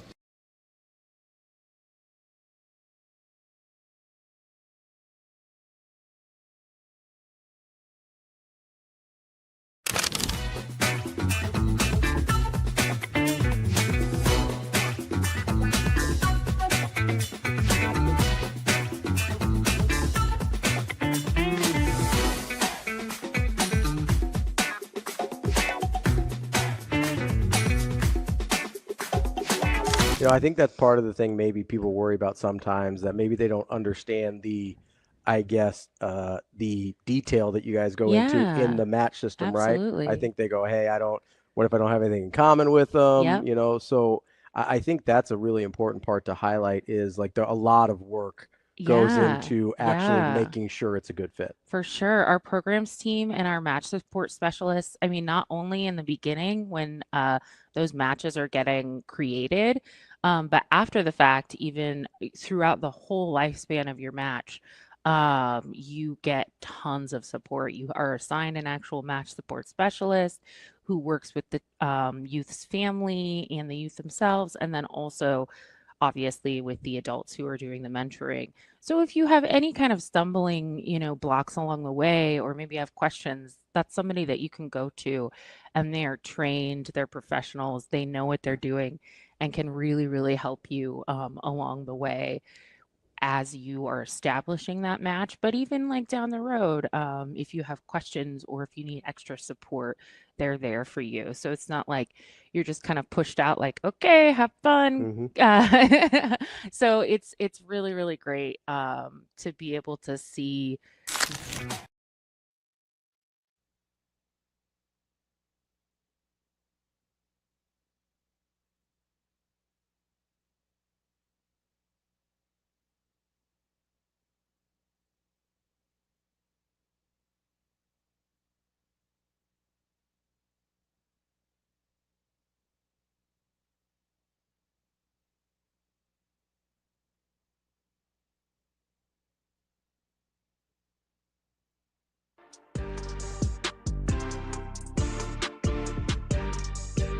Welcome to Hurrdat Sports Live.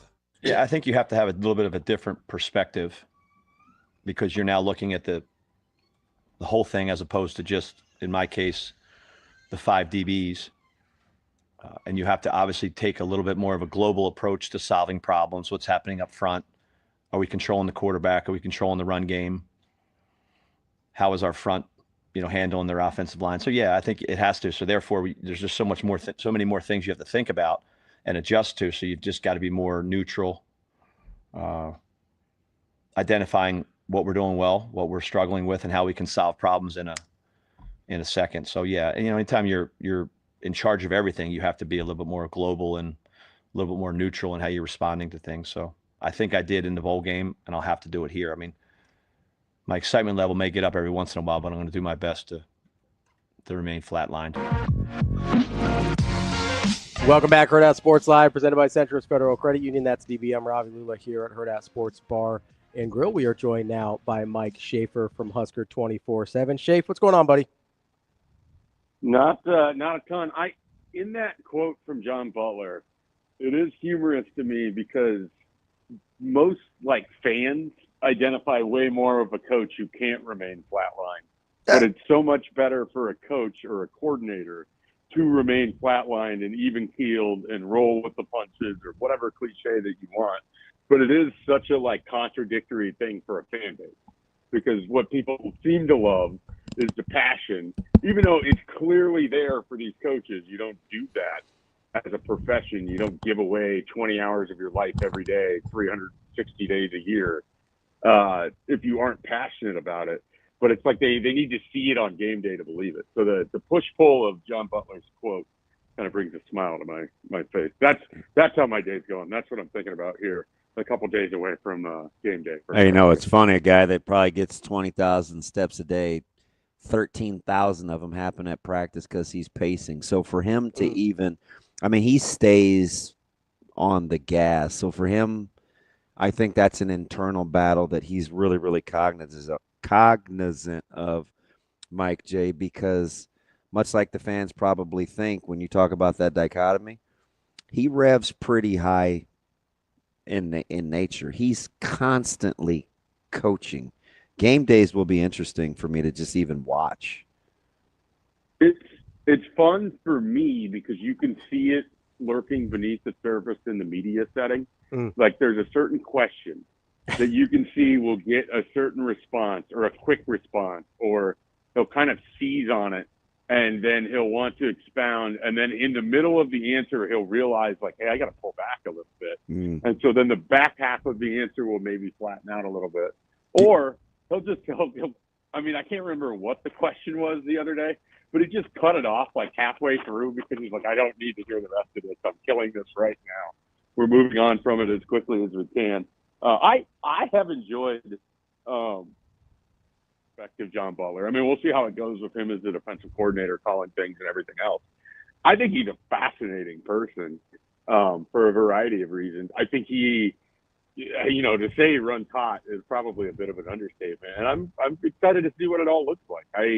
I'm excited to hear him kind of walk through games on Tuesday while also having to talk through the preparation of the next game.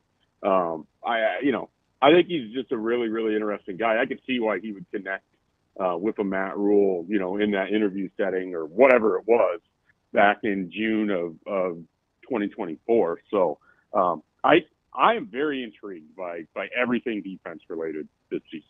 Man, Schaefer, you get smarter by the second. I used to give Ravi credit, but sometimes he's the beneficiary of listening to phone calls where I have it on speaker. And so he I have to remember that. Way to just cut the guy's knees off right now. Yeah, or where he's privy to stuff, and so he's of course very smart. But when I listen to you about some of these things that you're captivated by, I think it's funny as I take a subtle pot shot at my partner, but I love him. I do think he gave an answer yesterday, and I was so fired up, Mike J. I spent how many minutes talking about it in the opening segment? Oh, yeah, good minute there. Probably 40. Schaefer, I apologize for talking so much. I'm not kidding you. But he said, and this is on the heels of, all these questions, can Nebraska stop the run? And they're not big enough. And there were only 10 black shirts. And is the 11th going to a D lineman? And all these offseason questions. And he told you everything. Shane, is there anybody chance that Mike J can listen to this as I'm walking him through this? He told us, Schaefer, I think everything we need to know, and you can even expound on how high he revs and where you think he was originally going with this question that simply started about how they want to play as a defense. Shane, are you ready? I'm ready. Mike J, take a listen. All I want the front to show is they got to get off the ball. I mean, I'm talking about freaking get off the ball and create a new line of scrimmage, either whether it's their get off or their movement. So we want them living in the other team's backfield from an effort standpoint. And then obviously from a physicality standpoint, the physicality of your defense is established by your front, whether it's a front four or front five. Are they knocking the offensive line back? Are they creating a new line of scrimmage? Are they being disruptive? Are they allowing your back seven, your linebackers, and your safeties in the run fit to overlap and make plays on the ball? If they're doing that, then we're playing defense the way we want to play. If they're not doing that, then we're going to have to make some adjustments with how they're playing, but also maybe how we're calling the game. So, right then and there, right? How we want to play. This is the directive. If it's not, I'll see it. And it could either be my personnel or it could be me. But either way, we'll be ready. Like, I felt like that was one of the greatest press conference answers that I had heard all year. And if you go a little bit further, he finishes with, and this is like the kicker of the article I wrote on John Butler yesterday, and just sort of the three things that stood out. And he finishes that with, the defensive line is the heart and soul of our defense, or of a defense.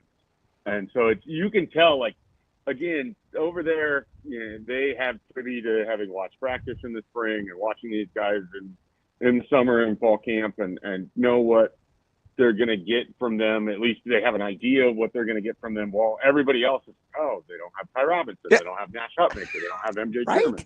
And so I think there is just like this attitude, like, you'll see. And we'll see on Thursday. And they're going to get attached with a couple guys running the football that they may not see a lot in the Big Ten with Brendan Swordsby, or even just kind of the way that an Evan Pryor and they faced Tawi Walker last year. But even as he I mean, he so badly wants to show everyone on Thursday what they've been doing over the summer. It's coming out of his voice when he's answering that question.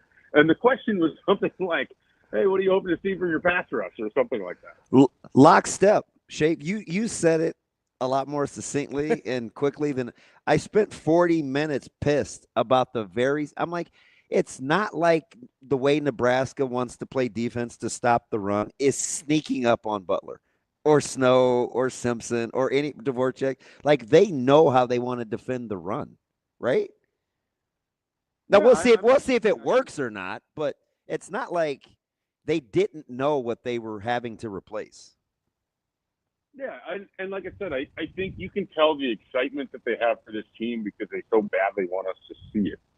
And you hear that in some of the answers from some of the different coaches. And some of that is just they're at the end of camp. They're at the beginning of the season. It's time to get this thing rolling. It's time to get into the routine of game weeks. It's time to hit somebody that isn't on your other team.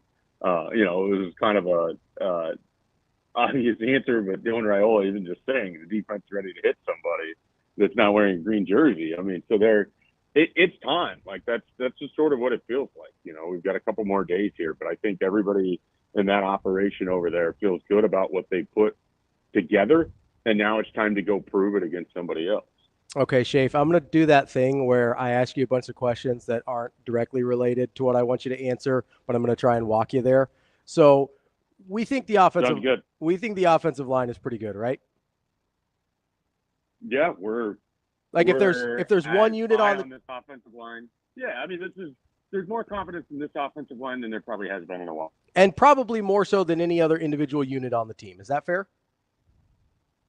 Ooh, this is where I struggle with that. I don't know if I have more confidence. Okay. When we say that, though, like, I don't know that I have more confidence in the offensive line than I do Dylan Raiola. Okay, I'm glad you bring up Dylan Raiola. You did my work for me. You walked me right to it. I appreciate this. I appreciate we're going on this stroll together. So if the two that we're talking about with the most confidence in are the quarterback Dylan Raiola and the offensive line, I think we all have some level of confidence in the receivers. I know we feel a little burned about what happened last year, right? But I think we like the wide receiver core again as well. Yes? Yeah, I'm willing to get hurt again. I bought all the way in on the receiver. Love the Michael Scott reference. So we've got receivers that we like, quarterback that we like, offensive line that we like. I think we like at least one of the running backs, maybe more. Fair? There's options. So that's a pretty good offensive unit, right? Just overall, we think, the expectation is that this should be a good offensive unit. With Dana Holgorsen, a very good offensive coordinator as their coach, right? Yes. So if that's who the defense is facing every day, right? This isn't 2 years ago where you got Jeff Sims and maybe Heinrich Harburg or whatever. If that's what the defense is facing every day, especially the defensive front that's going one-on-one with maybe the best unit on the team, and they are I assume since we're aware of this, the coaches are aware of this, and they're still confident in what that defense looks like, then what exactly are we worried about? Because we haven't seen it. Yeah. Nebraska hasn't had a good season in 8 years. Yep.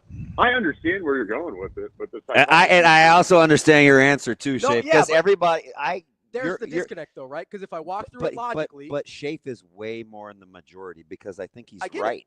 But if I walk through it logically, it's like, oh yeah, we should expect this to be a good defense. But I get the Shafe thing too as a fan, where you're like, yeah, but when's the last time both units of the team were good at the same time? But Shafe, that's not even a fan answer though. Like, you're just answering that from like a rack.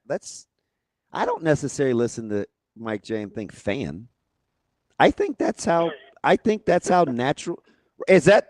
I think it's that's good. I would prefer that. I think it's the scar tissue. I don't know, man. I think it's the scar tissue. I don't know. I think that's just. Why can't it be sort of both though? That's fine. There's a fair amount of assumptions that have to get made, even if I believe in, and I do, that I believe in Dylan Raiola. I believe in Nebraska's offensive line. I believe in the wide receivers. I still need to see it happen. Sure. Like, I still need to see it play out as I expect. I still need to see the Dana Holgorsen, Matt Rule thing sort of work over the course of the season and not at the end of a season, and really only had worked in one game. And that's no fault of theirs. It was again, of the things that don't get discussed about 2024, they replaced their offensive coordinator with a guy off the street, so to speak, with 4 games left. Like, this is, no one does this. That's insane. It's insane. Like, no one does this. And so then what happens is people like me say, well, that offense, it didn't look that good because they replaced their offensive coordinator with a guy off the street who wasn't in the program. So, we don't know exactly what it's going to look like. I reference the Wisconsin game a lot because I think that was when you got to see the different ways that Dana Holgorsen will look at a defense. Mm-hmm. And Luke Fickell, for all the faults that he might have as Wisconsin's head coach right now and running a program and bringing in Phil Longo into the Big Ten and whatever else. Good defensive coordinator. He knows how to coach defense. Yeah. And he knows how to put you in a box. And Dana Holgorsen absolutely smashed him that night. Like, Nebraska could have had more points. They could have had more yards. We got to see all sorts of different wrinkles that I think we're going to see a lot of this year. That's why I referenced that. Mm. The Iowa game being what it was, the USC game being as new as it was, Boston College being as weird as it was, the weather didn't help, the setting didn't help, the fact that you sort of were adding in some pieces that hadn't played that year a whole lot didn't help. I think the Wisconsin game, and obviously I'm picking the one that went the best, but if you're looking for the upside of what this offense is, that game is your evidence. Now, we need to see, can they consistently do that? We need to see what it sort of looks like when things aren't going right for them. Can they get out of a slump? Can they go 2 drives in a row where they don't score, and then Dana Holgorsen and Dylan Raiola and everyone else has the right answers to put this in the right direction? Do we know what it looks like for Emmett Johnson across 12 games? We don't. Do we know that these wide receivers that we assume coming in from Cal and from Kentucky are going to be better in one-on-one coverage or press coverage in the way that they weren't last year? I think Ja'Cory Barney is sort of, it's weird. He's not slept on because he gets talked a lot about, but we don't really know what the best case scenario is for a guy who got to play wide receiver exclusively for the first time in his career. There's a lot of reasons to be excited about this team. I also think you kind of need to see more of it before you can just go, yeah, absolutely. I mean, if they start off fast in this game against Kansas City, against Kansas City, they're playing the Chiefs now. In this game against hey, don't even intimate that to Coach Butler, boy. I think that's where he started. The surliness crept in. Hey, how about Arrowhead Stadium? He's like, hey, how about it? If they start this game fast against Cincinnati, my expectation is they need to be able to sustain that and just continue to go with it. So I think a lot of it is people want to believe. People are more than willing to be led to the water, and some people are just, lapping it up, and others are like, hey, let's get this thing down the road a little bit, and then I'm gonna partake. But I totally understand any hesitancy. I mean, how many times has there been enthusiasm going into a season only for it to fall flat on its face? So I get why a fan base that has basically been the equivalent of the boy who cried wolf would not necessarily come running right now. Hey, what's interesting about that is it is so important for the player. We would be up in arms if the players inherited that burden. Mm-hmm. We just want them to kind of stay in the moment. But, man, the fans, it's like, hey, we're allowed to because we're traumatized. Yeah. Right. That's the whole key, right? Well, for them to that's the whole key for this team, right? That's what he was trying to say for the first 2 years, right? It's like that's not their burden to bear for these young guys. I'm not bailing them out. You need to learn how to work through tough things. And I think they have the right, from a psychological standpoint, to work through that stuff. And so I think that matters too, because you could have a head coach who just simply isn't aware or doesn't care about that aspect of things. And I don't think that's Matt Rule. I think he's acutely aware about everything that's going on here. And so he would address it head on instead of ignoring it. And I'm sure they've had conversations about this to some level, that what happened before doesn't define who you will be. That's the mantra that I think they have to take. It's I say that all the time, right? I mean, just because it has been doesn't mean it always will be. And I also love the fact, Shape, that Rule's the type of guy, man, that, it was funny that Buford referenced Rule getting it put on him, in a little personal challenge. And, Singleton was like, man, I can't believe you put Coach Rule out there like that. And Buford was like, hey, man, he was willing to get his tail kicked. I'm listening to these guys sit and chop it up like they're at the barbershop. And that's all I've ever said about Coach Rule, about why I like him, right? If you could knock out a couple of teeth, but you're going to have to get them all. He may not be able to beat Will Compton in, a race up the ramp, but he's going to race you. He may not be able to outshoot you on the basketball court or pickleball, but he's going to compete against you. Like, I just think sometimes we say cute things like no fear of failure, but to actually go through it, address it, talk about it openly, sometimes being tough is just the willingness to get your ass kicked. And most of us aren't willing to do that. He is, which is why I'm hoping it's his personality that they really take on. For all the euphemism. Go ahead.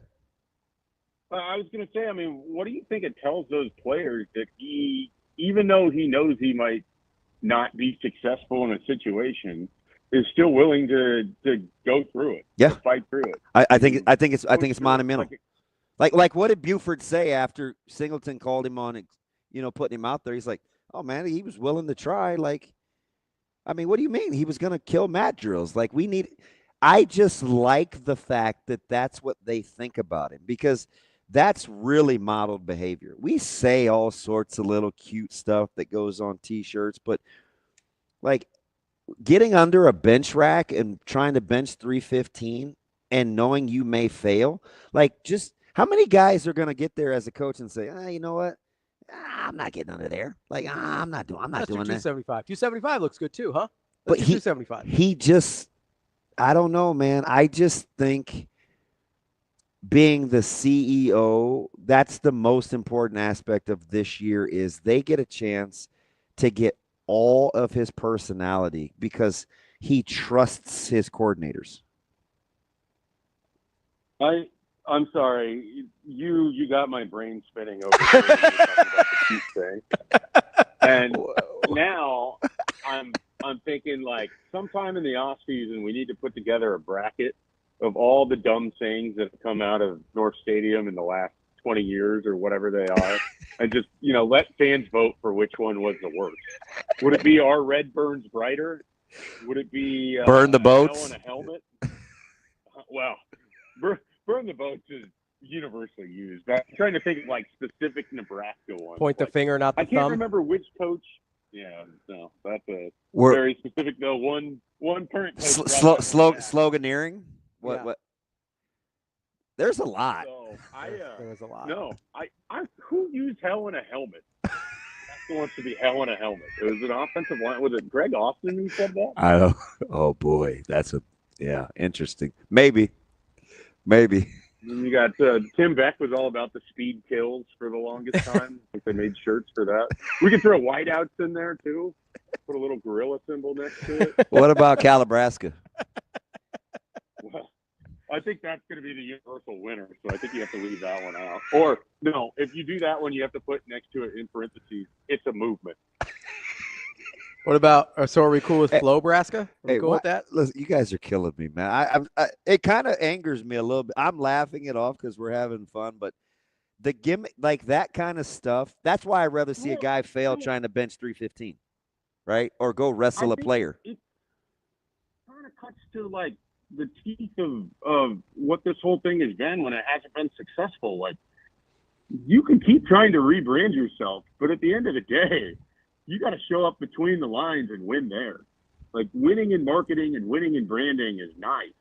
And Matt Rule knows this. And I think he knows why this is such a critical season, not just for, his job security, which I doubt he thinks about it, we might think, but also just to help in the future of this program. Yep. Like, go show people that you can win, and everything else that you've been building is already in place. It's just natural. You go show people that you're a good team for 60 minutes on a football field. then it becomes a lot easier for everything else to look as good as it does to some of us who are like, man, Sunday through Friday, this is a program. People want it on Saturday. They play on Thursday this week, and they play 2 games on Friday. But go with the analogy.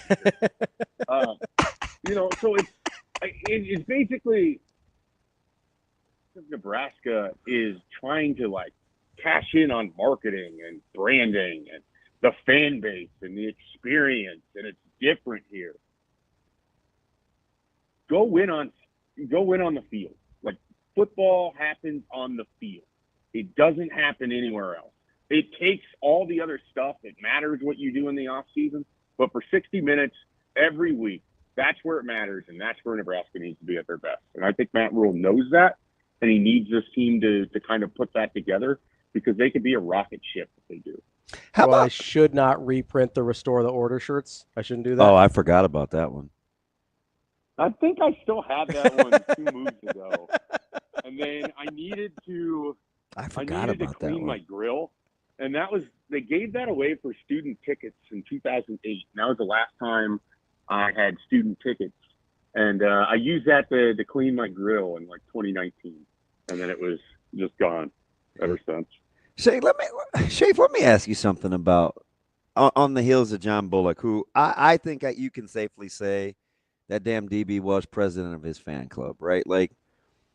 Before it was in vogue. As long as I get to be sergeant at arms in that fan club. But we were in lockstep, and this was early.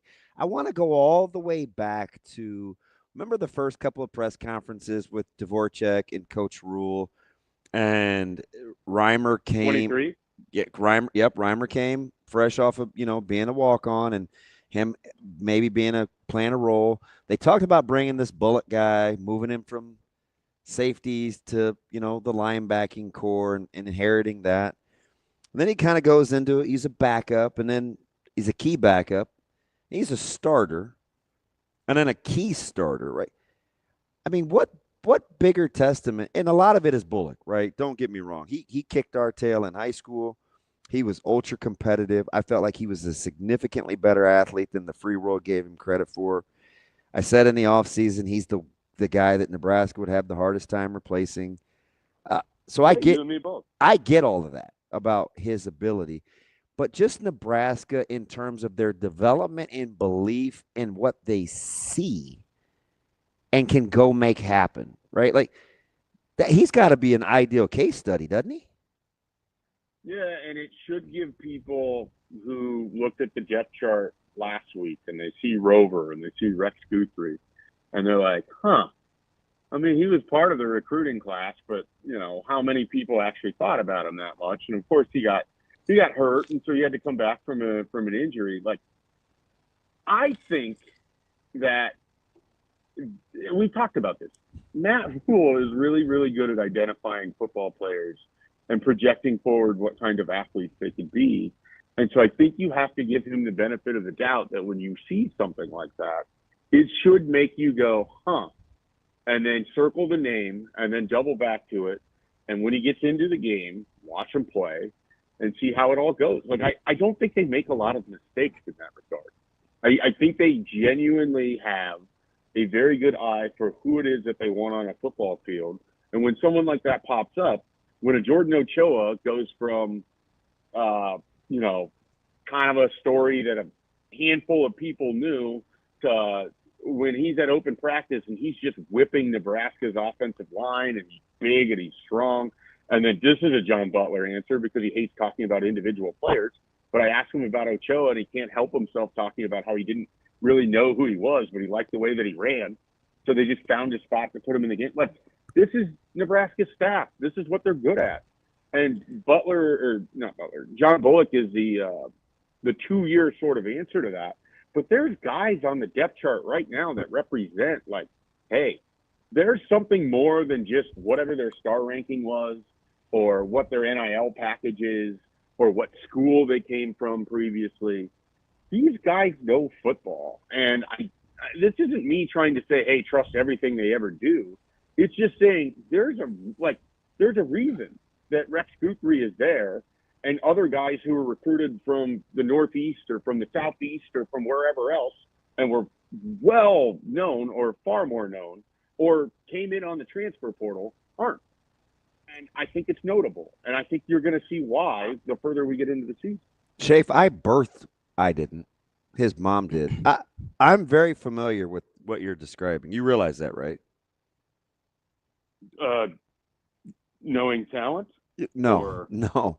Having a guy that I think is having a guy that's part of that discussion back there on the back end, right? Like I am aware that your son is on the football team. So it's like but when you're saying this, and this is one of those, I joked with Ravi earlier, but he does get to hear a lot of the conversations, and I'm telling you, what you're describing is why and they're really good friends, and so that helps.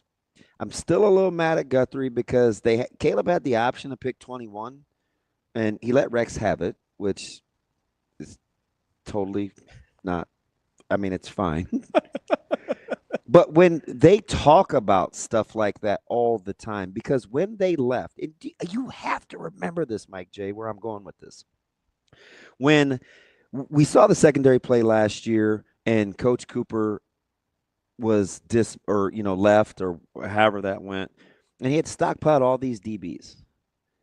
And wasn't there a stretch, or am I misremembering, that we questioned what he left in the cupboard? Was that not a thing when we saw the older guys come back out? I don't know that it was a.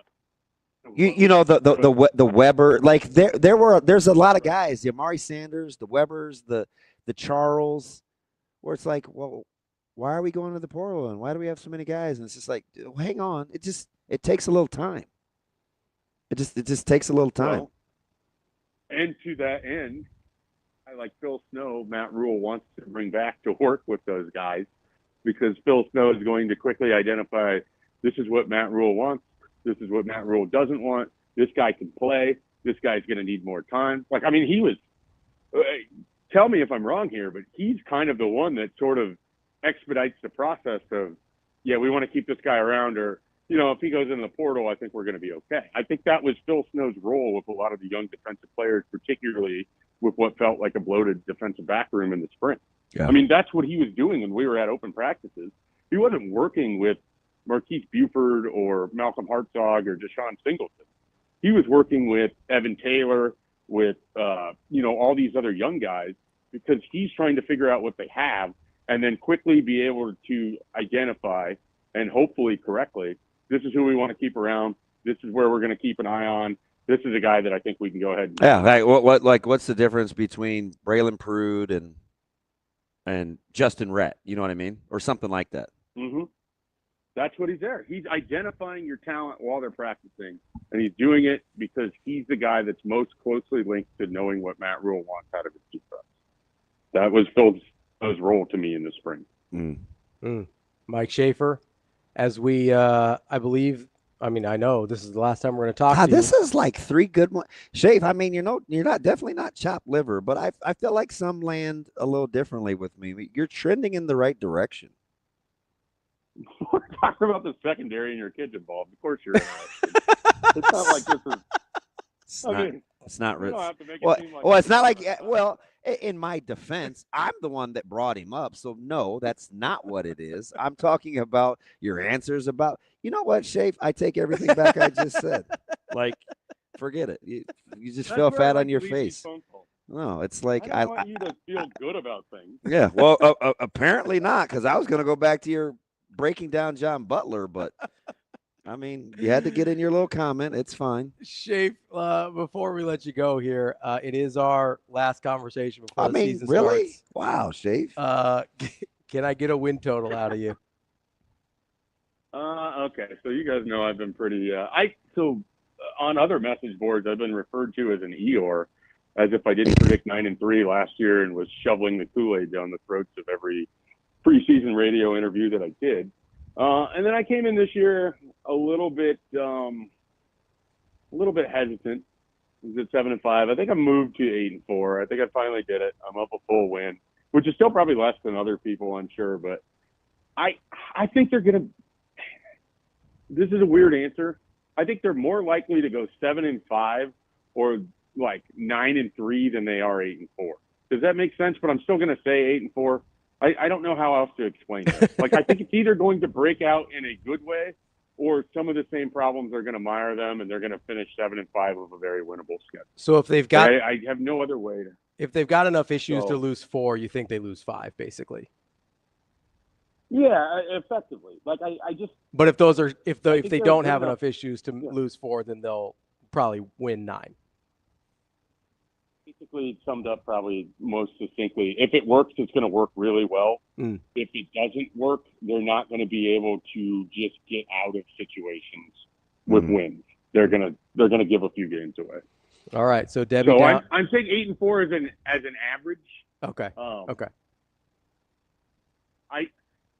I believe in the talent on this team. I need to see them do it on game days before I can sit here and go back to 9-3 again. That's our guy, Debbie Downer, Eeyore, Mike Schaefer at 8-4. Schaefer. Well, he certainly I'm sorry. you certainly doused my fire, but it was long before the prediction. So I guess I'm back to riding with Ravi now.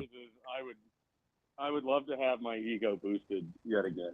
Yeah, so, well, that'd be great. I'm sorry. There's always I Ravi. apologize. We'll try again next week. Mike Schaefer, Husker 24/7. We'll talk to you later, buddy. See you guys.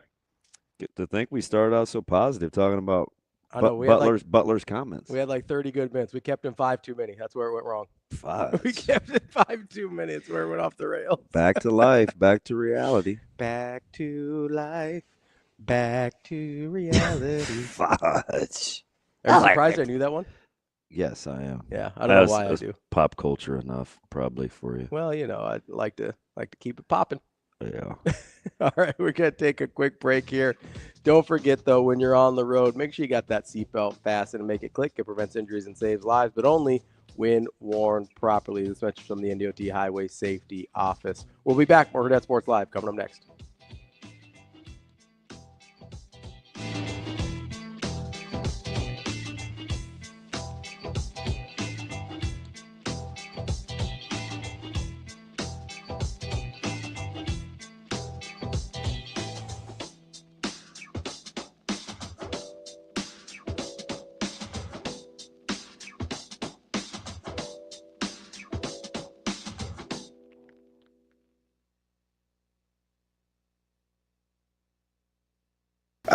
There's jitters for every game, I guess, but been there, done that, I guess. I really love these, the early kind of neutral site games. I've always been a big fan of those. I think the players are excited about it. Fan base should be excited about it.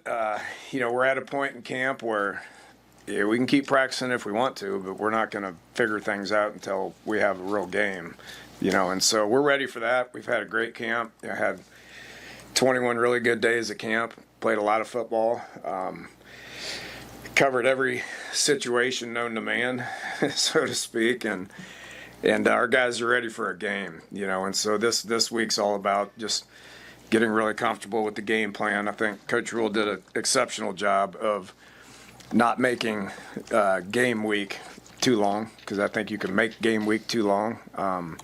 And so this week we've just kind of focused in on Cincinnati and excited to get to Kansas City on Thursday.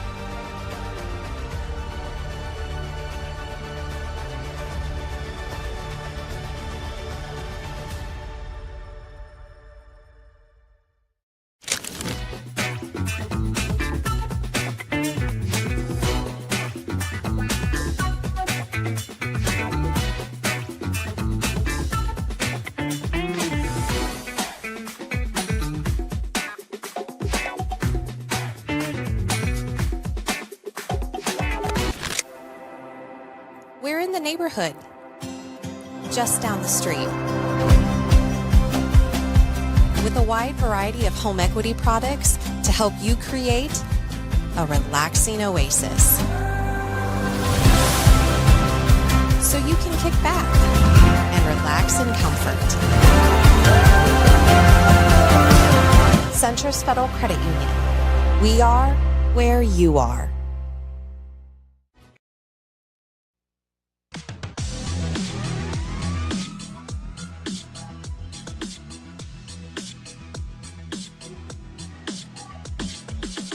You're listening to Hurrdat Sports Live. In the broadcast booth, Kyle Crook's on the call with Damon and Bennett. They're ready for it all. Jessica Cootie on the sidelines. She's got the scoop.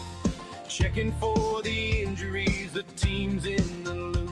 As the game kicks off and the whistle blows loud, the players hit the field. United, so proud. Go Big Red. Hear 'em chant, hear 'em cheer. Welcome back, Hurrdat Sports Live, presented by Centris Federal Credit Union. That's DB. I'm Ravi, Lulla, Hurrdat Sports Bongo. Don't forget, free kids meal with an adult entree. DB, did you ever think you would be featured in a country song? No, but I kind of like it. Shane, let that play a little bit more. Let's give Jim some love. Let that play, Shane. No, you don't have to play that part again. That's the only part I want to hear. I just want to hear Damon's name over and over again. No. So I can, yeah. Okay, Schaefer.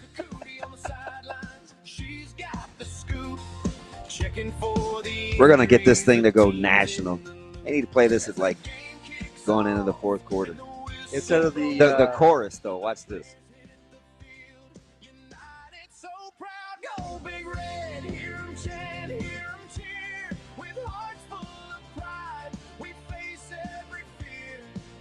When the team runs out, the energy flows. Nebraska stands tall. Everybody knows. When Nebraska scores a touchdown, Kyle's voice soars high. His excitement contagious. It lights up the sky. Damon and Jessica with fans on their feet, yelling "Go Big Red," making life feel complete. Every cheer. You don't like that? How many times have you listened to this song? You're like mouthing the words. This is a multi-listen thing for you. What happened? So he sent it to Jess and Kyle last night at Husker Sports Nightly. So, of course, the three of us, the three amigos, we had a lot of fun. It's you. It is extremely creative. So you're trying to get Jim with his what was the name of that song? I think it's called he calls it Nebraska Game Day. Okay, so you want Nebraska Game Day to replace the Cornhusker by the Killigans.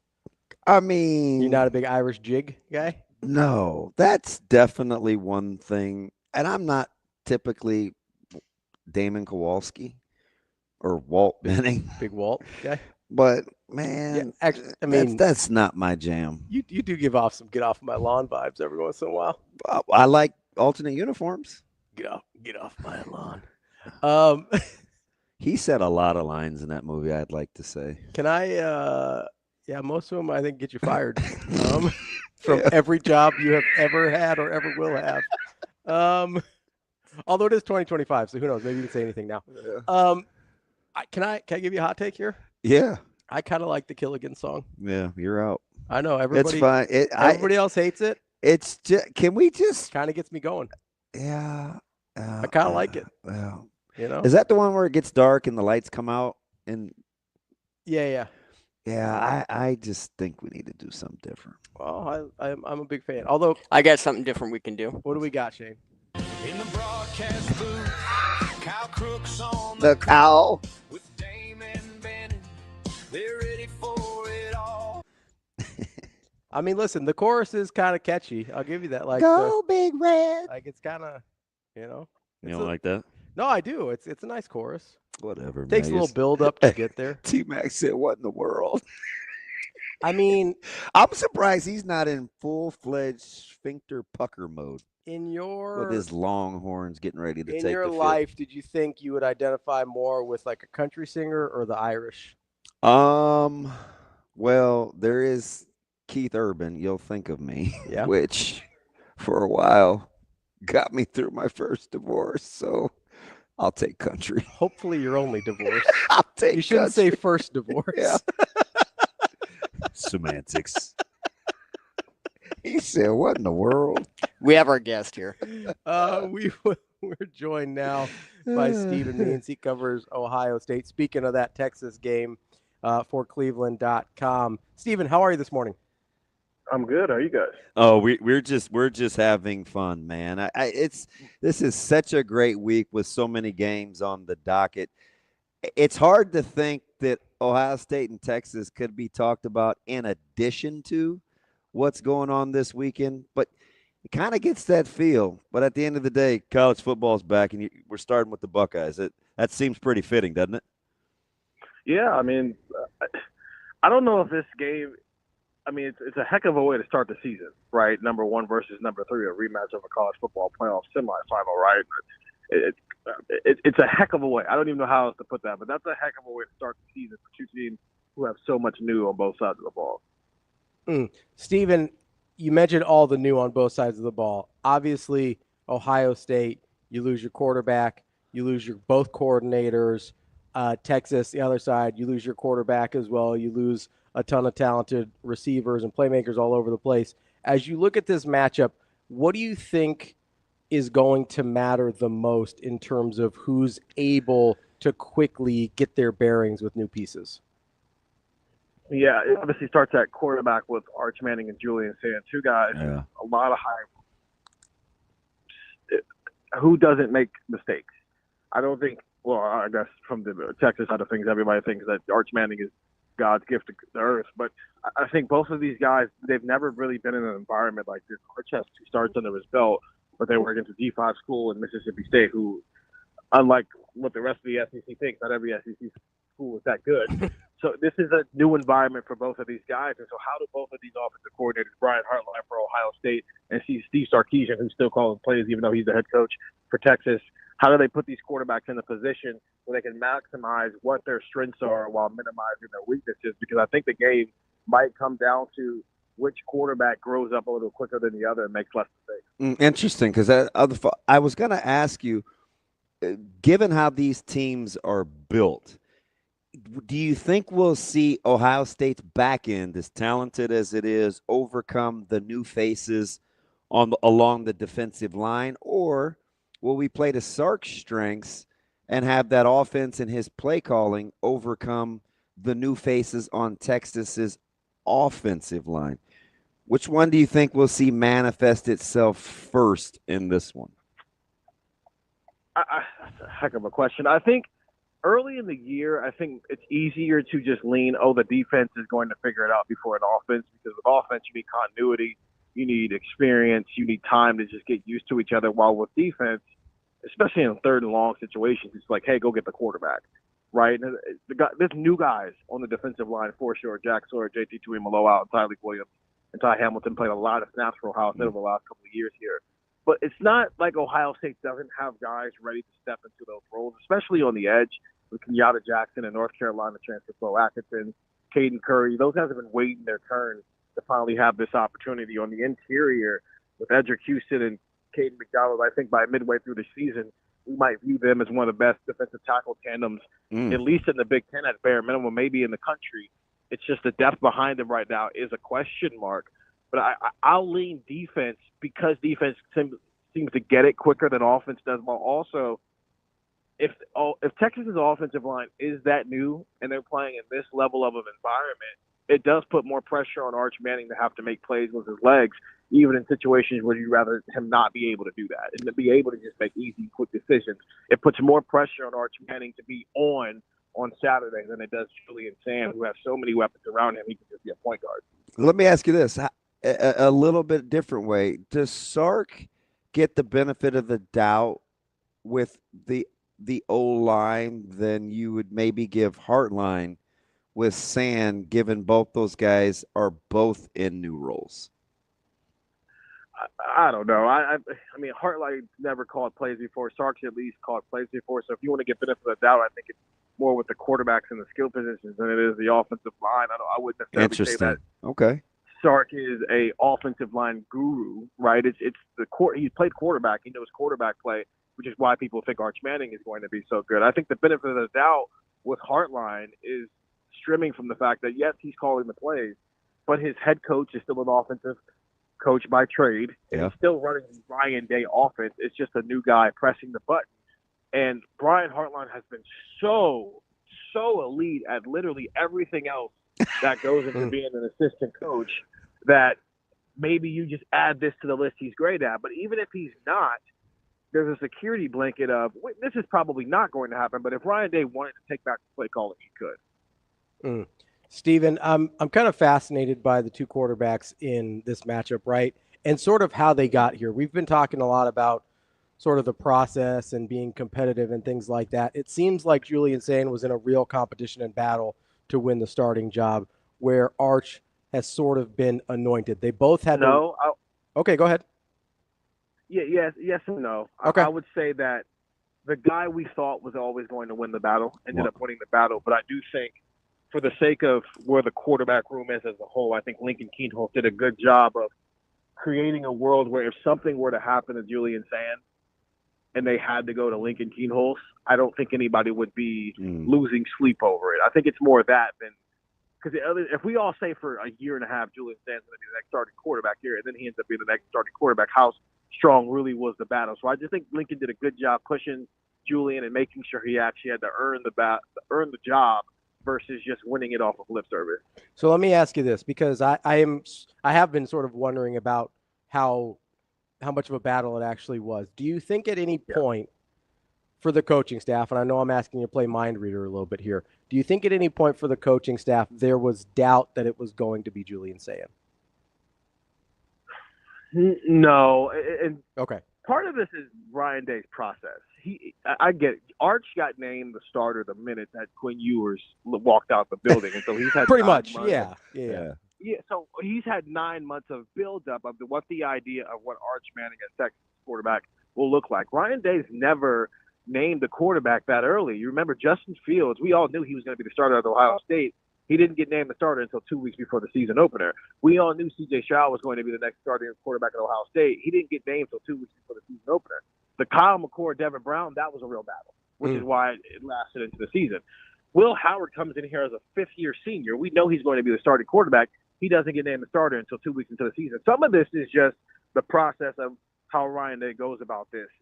Yes, it creates real competition. It creates a world where guys have to actually win battles. But there's also an element of, I don't have to name my starting quarterback in May, so why do it? Why not let this thing play out and let these guys continue to develop before I name a starter? Because there's no inherent value other than us talking about Julian Sayin for 6 months if Ryan Day naming the starter any earlier than he does.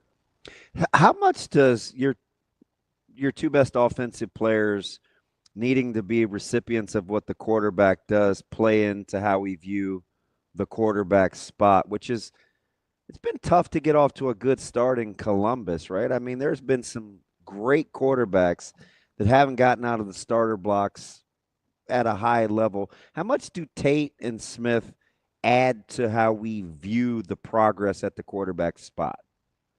Yeah, I don't think it's any different than how we viewed C.J. Stroud in 2021 when he had Chris Olave and Garrett Wilson, and then Jackson Smith-Njigba obviously bursted onto the scene that year as well. It's just quarterback is a weird position. I think we all just expect because a guy's a good, highly rated recruit playing for a coach who's known to develop quarterbacks at a high level that day one it's going to look like day 54, and that's just not the way it goes. And I think that would be my caution to everybody on both sides of this conversation is if Arch and Julian don't light it up on Saturday, I don't think any of the high expectations for what they will potentially turn into have to change. It's hard, right? C.J. Stroud, who for 484 yards, his first major game as a college football player against Oregon in 2021, but because he threw a pick at the end of the game, everybody wanted to run him out of town. So it's just I could hear it now. Bring on Tavian St. Clair. Right. And so I just think the biggest message, these are two of the best teams in college football. Yeah. Right. If this game is played in the 20s and these quarterbacks make a couple of mistakes where it's like, okay, they look like they're doing this for the first time everybody, whether you're a Texas fan or an Ohio State fan or us in the media, we just got to breathe for a second and not be ready to have a full evaluation on what this is going to look like. Because what this is going to look like on August 30th for both of these guys is very different than what it's going to look like on November 1st. And certainly if these two teams get back on the same field again in December or January for a playoff game. What happens at running back? Is it Peoples, Donaldson? Like, I mean, you're replacing two thoroughbreds. Both, you know, we saw what Henderson is capable of already in NFL camp. Is an underappreciated part, the physicality up front with that O-line, all the injuries. What happens in the backfield, in your opinion? It's both. The answer to is it Peoples or Donaldson? It's both. If you remember, it's Trayvon Henderson, Quinchon shared that backfield. Carlos Locklin, the running back coach here, doesn't want to live in the world where you have workhorse backs anymore. J.K. Dobbins was the last of a dying breed in terms of we're going to give one guy the ball 300 times and just roll with that. And we saw what happened at the end of that year. He started to break down. We saw it last year with Ashton Genty. They gave him the ball 400 times almost, and he started to break down. And he didn't have anybody to share the load with. Notre Dame's going to do it with Jeremiah Love. They're not just going to run him. It'll be both of those guys. I think the offensive line isn't as new as people think it is, right? I think the original offensive line from last year, sure. When you had Josh Simmons and Donovan Jackson as first-round draft picks, you lose Josh Fryer on the right side and Seth McLaughlin's the Remington Award winner. Those guys are all gone, sure. But those guys were gone the last time they played Texas, too, other than Donovan Jackson. Right, that I think all the injuries this offensive line suffered last year forced guys like Carson Hinton, who I think should be on Remington Award watch this year, Austin Saraville, who's going to be their starting left tackle, who might have a breakout year this year, Luke Montgomery at left guard, Checker Shabola at right guard. Those guys were forced to play meaningful snaps last year in the biggest games of the season. And so, sure, in terms of a regular season, preseason depth chart in comparison to last year, these are new guys. But in terms of snaps they played last year, this offensive line is significantly more experienced than I think at face value tells you, which will help with this run game as well. Steven, let's take Julian Sayin out of it since we already talked about quarterbacks. You mentioned a lot, or you talked a lot about the progression from August 30th to November 1st. What other spot for Ohio State do you expect to see the most change outside of the quarterback spot? I would say linebacker, simply because I'll say linebacker on defense, tight end on offense, because Max Blair is a receiving threat at tight end that Ohio State's never had, and so what does that mean for his production? But on defense, we've known Ohio State for a long time to be their defensive line. That's where everything stems off of. I'm hearing an Arvell Reese reference coming up. Oh yeah. Oh yeah. Listen, man. I keep thinking about the parallels of the last time Texas and Ohio State had a home and home. If you remember in 2006, I know James Laurinaitis had played in a bowl game the year before that, had a small role in 2005. But that Texas game in 2006 down there in Austin, that was kind of his coming out party and what he would end up being as a three-time All-American, a Butkus Award winner here. Well, that guy's coaching the room now, and everybody knows about Sonny Styles. Everybody knows about the athletic freak that he is, a guy that was a safety that's now at linebacker. He's 6'4", 240, and can move like the wind. Everybody knows about that guy. And I understand Anthony Hill for Texas might be the best linebacker in college football. Those two guys, from the linebacker's perspective, are the guys everybody's coming to watch on Saturday. But don't be shocked if by Saturday afternoon, the end of that game, everyone's going, Sonny Styles looked awesome. Anthony Hill was awesome. But that number 8, Arvell, I knew it. Scarlet and Gray. I knew it. Damn it. That dude, he looks like what every NFL player wants at linebacker right now. He can move. He's figured it out. He's gotten experience last year as the third linebacker.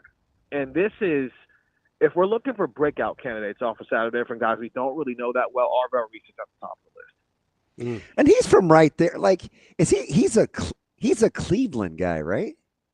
He is, and I'm not just saying his name because I'm Cleveland.com, I promise. No, I get it, and I like to do my homework, right? I love film. Like, I wouldn't bring him up if he wasn't a guy that is intriguing. He looks the part. Yeah. Yeah. And I've had people in the building in the past years tell me once he figures out and realizes how good he is, people are in trouble. And I think this offseason he's figured out how good he is. Is 240 his real weight? Because he's a big boy. Yeah, he looks every bit of what he's listed at. This is the most athletic linebacker tandem I think Ohio State's ever had, and that's all due respect to what they had with Bobby Carpenter and Anthony Slagle and A.J. Hawk and James Laurinaitis and Marcus Freeman, and then some of the guys from the Urban Meyer era. These dudes are defensive ends 10 years ago, and now they're linebackers. Hey, real quick, who's the best styles on the defense? Is it Lorenzo? Is it going to be Lorenzo or is it going to be Sonny?